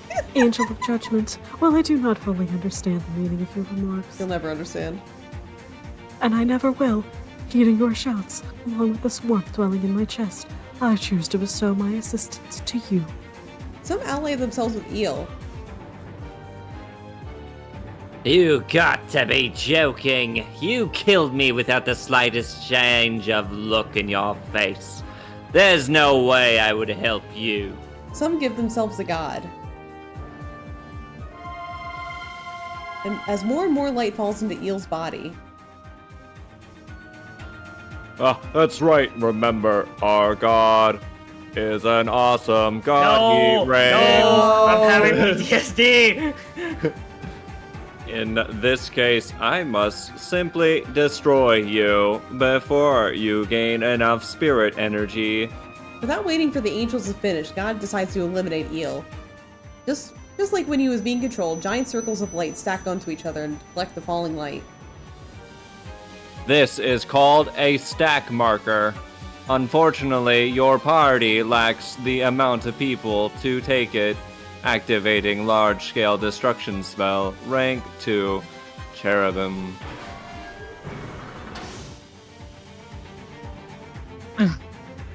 Due to the merger, and focusing on absorbing spirit energy, Eel can't counterattack or defend himself. After a span of only seconds, the arrogant light of God's wrath faces us. Target locked. I shall pass judgment upon these foolish puppets myself. As though interrupting that, I shall not allow it. like saying he won't let his friend quote unquote die. Eh. A life in sacrifice, an angel full of song. Ah! The spear of the Oracle is lunged into the air.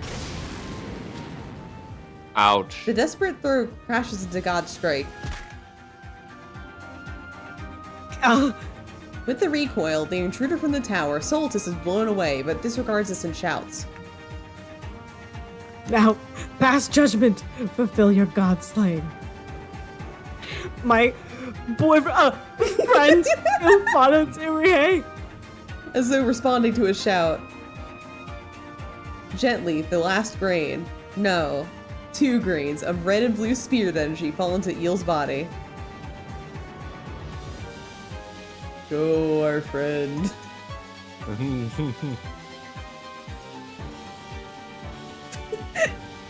This other one's you, I guess, 1010. If our soul still suffice, we shall push back as far as need be. Good lord. Soul Jesus built Christ. for tough. Yep. Taking them into his palms as though embracing them, Eel takes them into his body then. Stop this. I still, this piece, this perpendicularity dick. This power, I shall not give, never gonna give. God's decree finally reveals his true nature, rickrolling. Ignoring the begging, Eel declares, Absorption of spirit energies complete. Reconstructing the Seraphim spell into my unique construction. the strongest attack spells that is said to hold power sufficient to destroying the sun. While it normally takes a different shape, Eel formed it into a bow and arrow to use it against God, and that human world the term is coined into a class of high-ranking angels. Wow, Sunny D. Light gathers. To end everything, light to take the person I cherish away. Aww. A shining bow and arrow, it appears into Eel's hands. As he draws it, aimed at God's center. The merger with God progresses. As emotions vanish from his eyes, overflowing light gathers into the arrow's tip. I'm sure when it all gathers there, the approaching end will be. No matter what reasons I'm told, there's no way I can accept it. Do I want to cling to him, or do I want to support him? Even I don't know. All I do is desperately embrace his body. But Eel is losing the ability to even understand the meaning of my trembling. This is really scary. Letting go of my emotions myself. My body is here, but it's as though I've become sand, and I'm crumbling away. But yet he continues despite the noise in his voice. Thinking the other way around, if losing it is so regrettable and so scary, that means something valuable was born inside me. There's no mistake that you and Enchante where you are.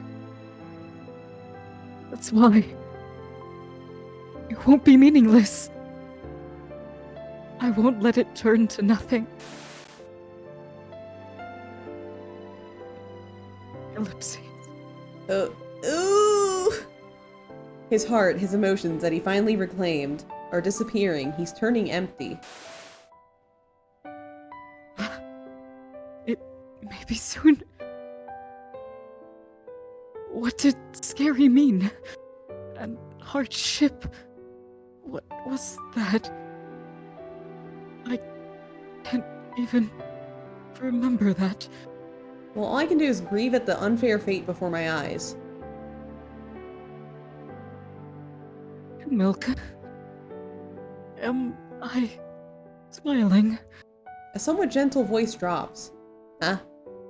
When I look up, Eel is desperately using his broken emotions to give me a smile.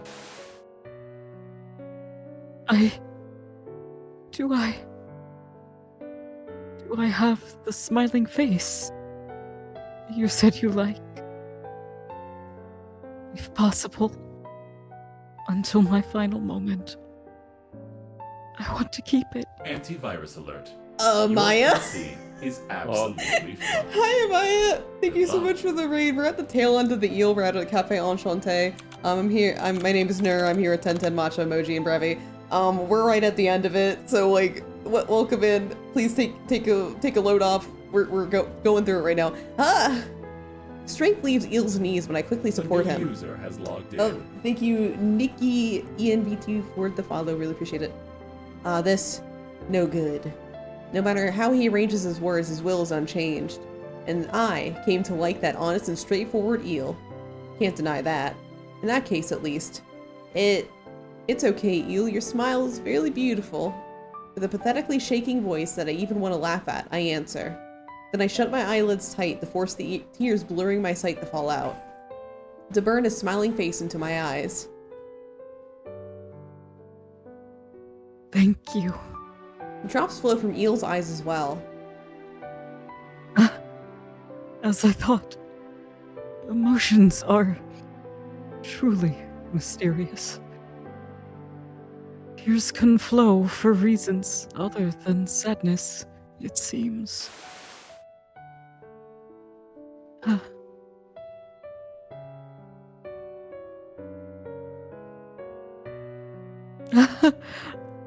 I see. Before breaking, I finally understand. These tears, together with memories with you, can't be put into words. This final remaining, this emotion, must be.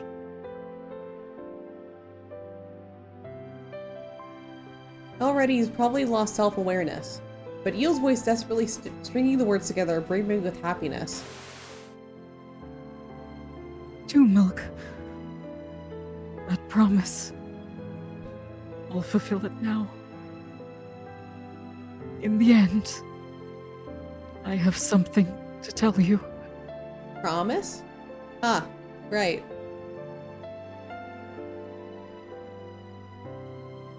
Eel finally reached it. What he promised to declare back then. The signal of our parting, that emotion.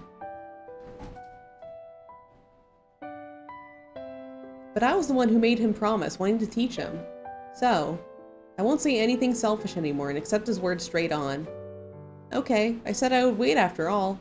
Tell me, Eel, with that smile and voice I like so much. Eel makes a small nod at my words and narrows his eyes with fading light. I'm glad I was born into this world. I'm glad I met you. I love you. That was his last song. His fingers fall limp with no strength. The bow of judgment is released. The grand body of God shatters into shards of metal, and at that time, all of heavenly world Calum is engulfed in a gentle light.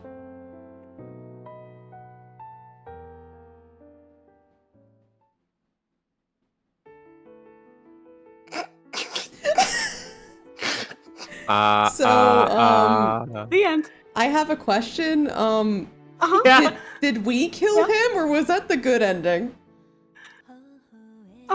That was the end. Wait, really? I mean, there's an epilogue. Why is there a triple question mark character in the fucking cast?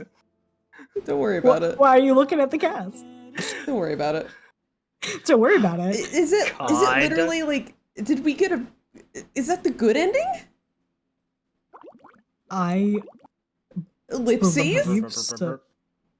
No, it was not. It was the bad ending, as you have Thank you, killed God. me. Killed God, yeah. Thank you, God. Ellipses.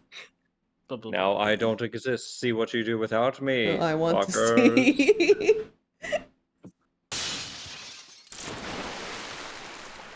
No, wait, Brevi.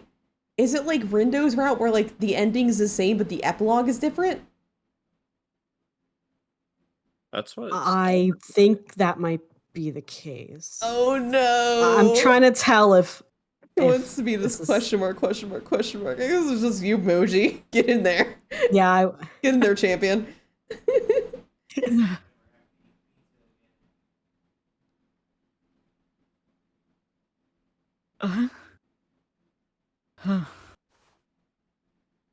What the?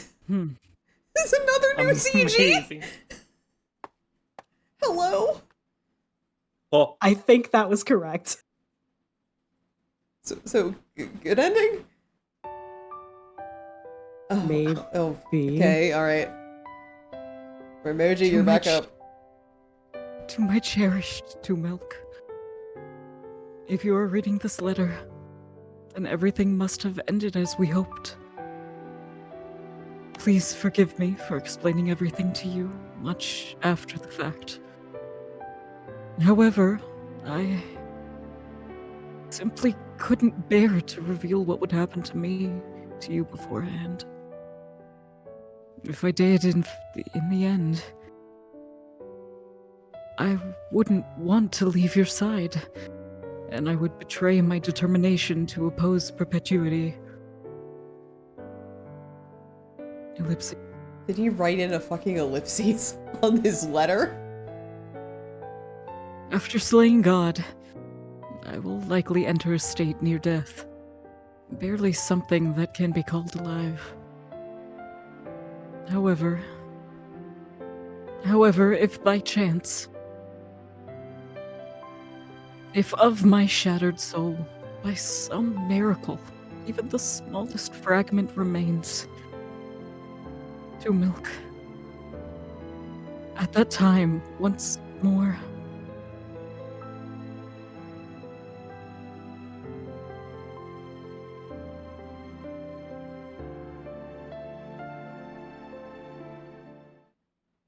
Oh, it's me again. Okay. Hi, everybody. My boyfriend just died. Ellipses. The letter cuts off there. After all this time, I happened to visit his room to clean up, but to think I'd find something like this. It was shoved in the back of the shelf, as if to hide it, so I assumed Eel hadn't wanted it to be found.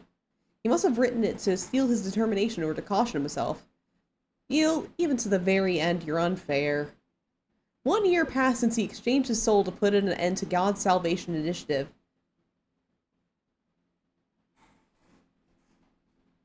With God slain, Calum was flung into a state of chaos. God, who had been the supreme ruler, has now disappeared, so that's only natural. In particular, the confusion of normal angels who suddenly sprouted emotions with God's death was monumental. Right now, Solitus and Apology, as the representative of fallen angels and others, keep them all in order. A world entirely dependent on God until now will likely take a long time to truly become self-reliant. During this, after slaying God, Eel's emotions and soul were shattered. And afterwards, exactly as God said.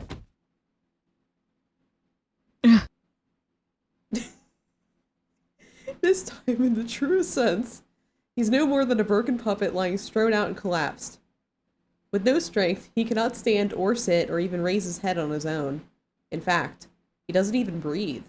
I can't hear his heartbeat.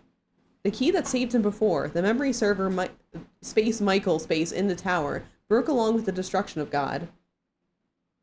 With the faintest hope, we all tried taking Eel to see Titania, but... I can no longer see Eel's mind, she said, and can do nothing but sadly shake her head. In other words, that means his soul has been completely lost. Of course, in such a state, Eel can live any sort of decent life in the human world or on Shantae. So at present, he quietly sleeps alone in the nourishing tank in the tower facility, at least trying to restore his bodily functions. But even that is nothing more than a blind shot. You know, the place they just broke out of. Never again will a miracle like that occur. When God told me that back then turned to sadness and shakes my heart. Ellipses. To hold back what's trying to fill my eyes, I bite my lip. I need to open the shop soon. Simply grieving won't change anything. If he was going to return, it would have happened already. There's only one thing I can do. I need to work harder, as the owner. On Shantae, I need to protect the place he protected.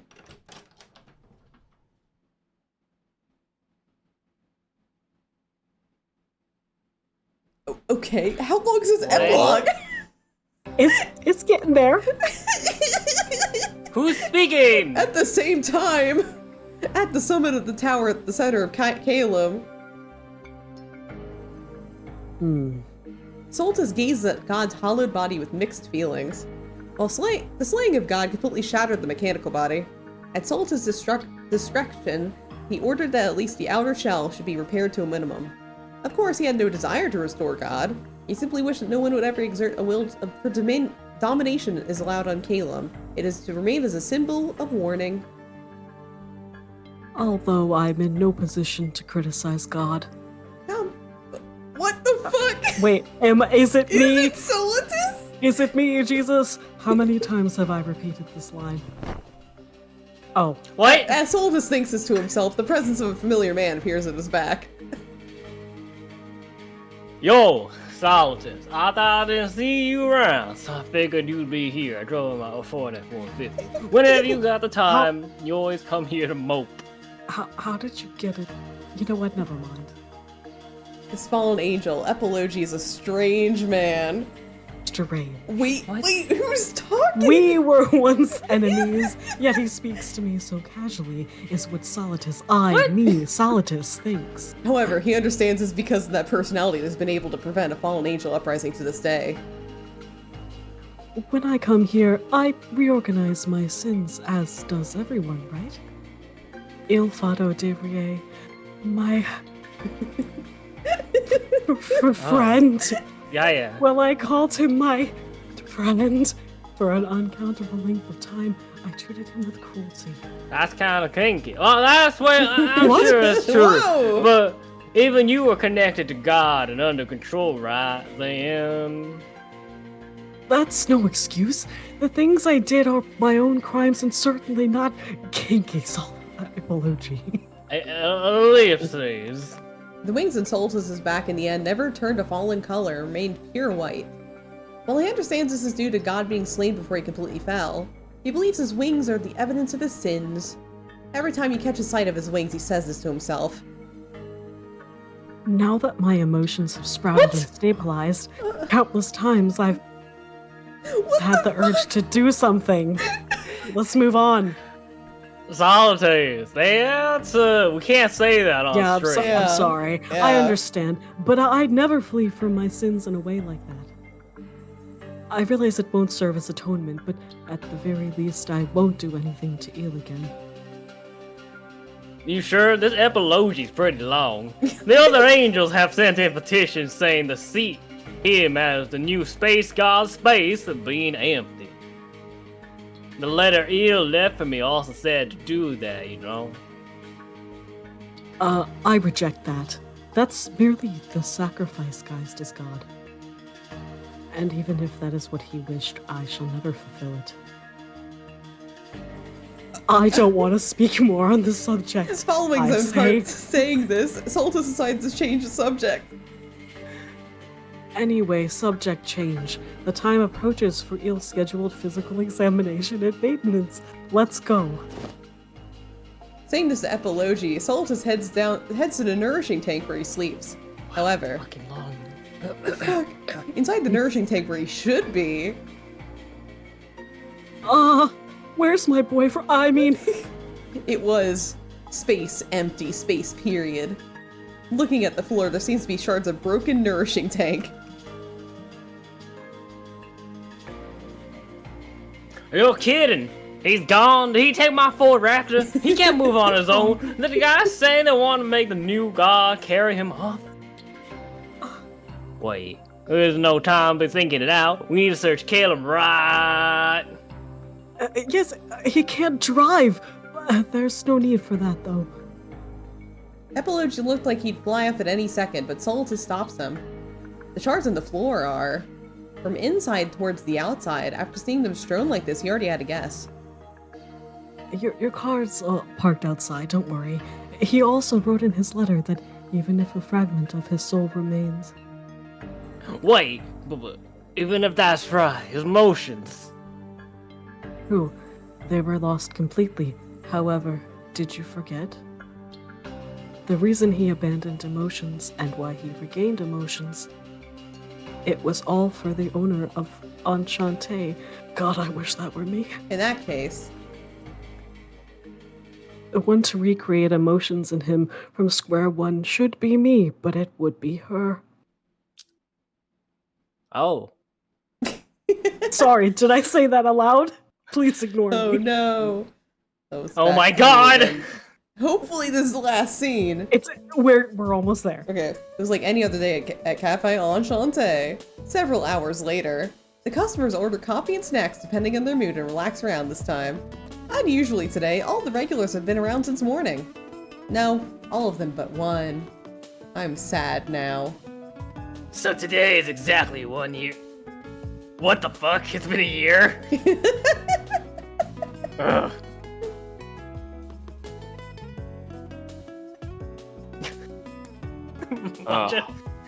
Maybe that, because of that, the normal weather from then, the wormhole opened by Caleb is being covered again, everywhere. Well, the scale was huge after all, and there was an evacuation warning. It's not possible to completely cover up the info. As for Il, is he still taking a nap? For a moment, Candace sends a consoling look in my direction, which I definitely can see, I guess, now, but... I am trying to console you two. As though I'm saying I don't mind, I wave my hand and smile. When everyone talks about Il with consideration, that makes me far sadder. Seeing how the heavenly world has not sent word, things mustn't have changed. I'm looking at you sympathetically now. He really is an idiot. It was only 3 days, you know. Till God, Jesus resurrect. That's all. The time he had with real freedom and his own heart. Being satisfied with only that, without telling me he went off on his own and ended up like that.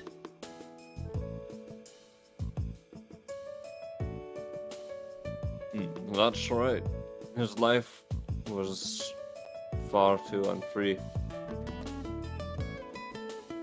That just means, to Il, what he gained here at Enchante was just that big. Ellipses. Steak.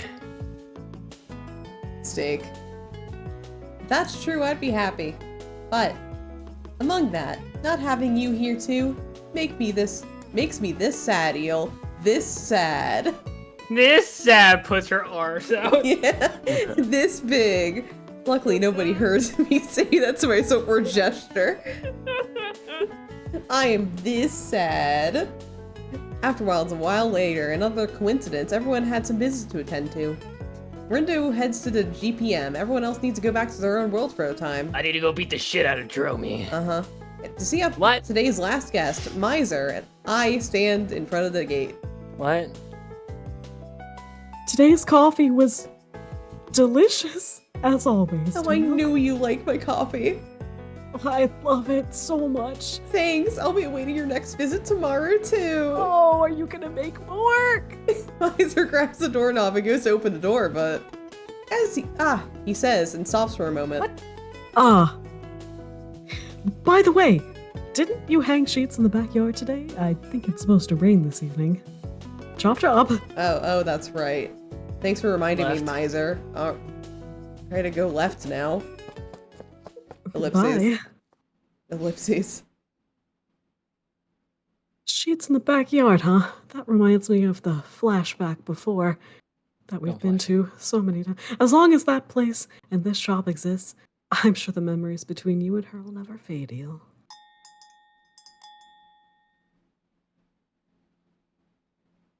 One more scene. After hurrying into the backyard, I quickly started taking down the sheets. Right then. The sheets used in my room are small, so I finished those real easily, but... Whoa!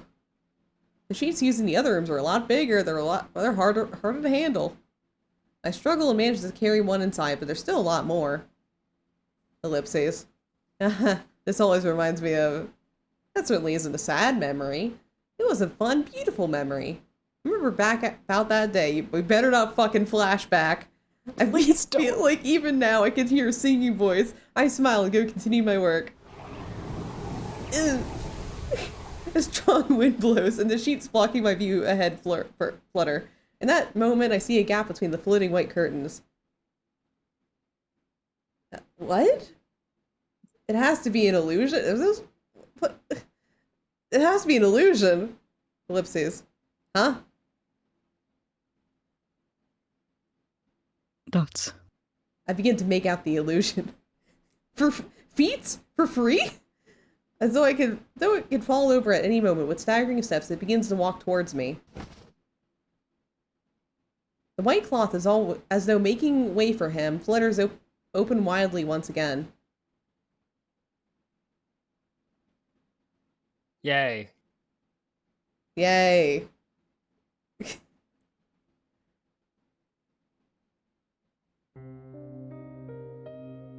Ellipse. Before my eyes, he, with white wings on his back, stands quietly. Is this not an illusion? Then, why? How? Those questions, due to my shock, do not form into words. Ellipse. Eel. He simply continues to stare at my face with eyes that have lost their light. Several seconds pass. Tens of seconds pass. Then... Who? Huh? He speaks. I wanted to hear for so long his clear, beautiful voice. But... Who are you? that single line tells me the reality I've been lost from his mind. However, I'm the owner of Enchante here, 2 Milwaukee. Feeling that him simply standing there is more than enough, I say my name with a smile.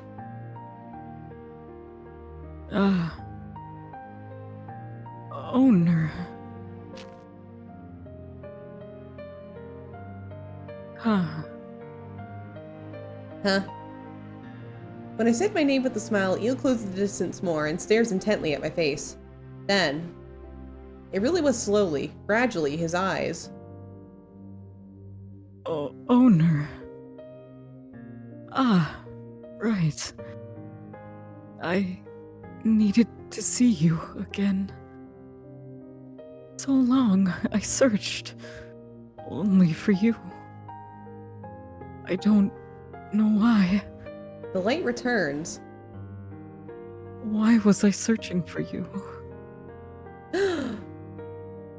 That's because deep in my chest, part of me begs to scream, but all I can do, unable to control my overflowing heated emotions.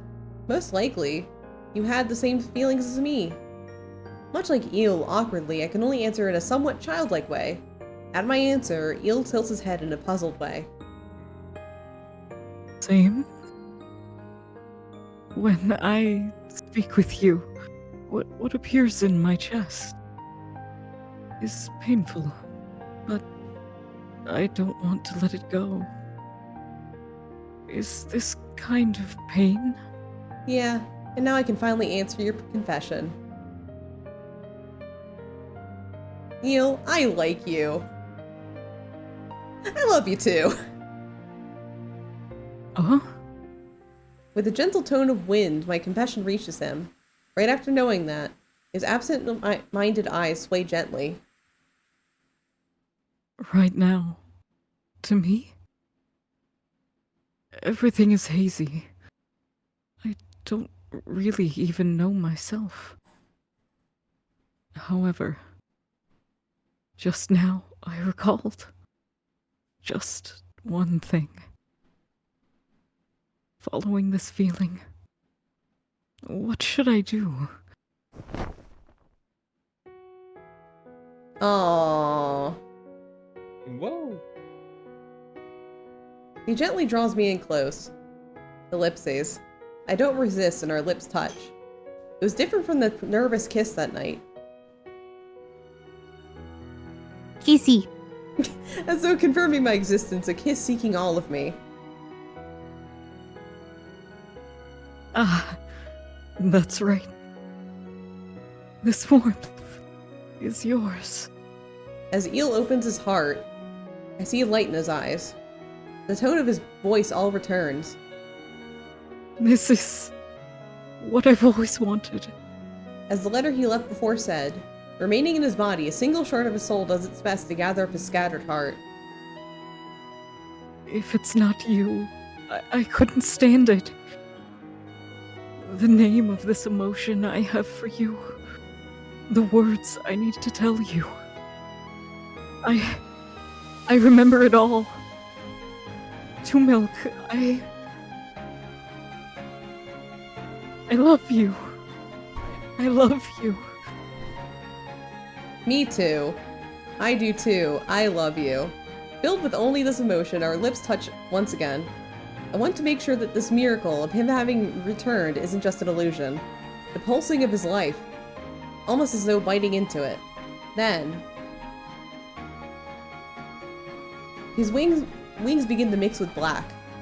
That's right, an angel who fell to despair before has this time fallen in love. And that's it! Jesus Christ! Good lord. Good. I am very nettled. Yay! You got the good ending. We get the good ending. Yay! First try. Yeah, Oh, yeah. too bad. Happy endings never last.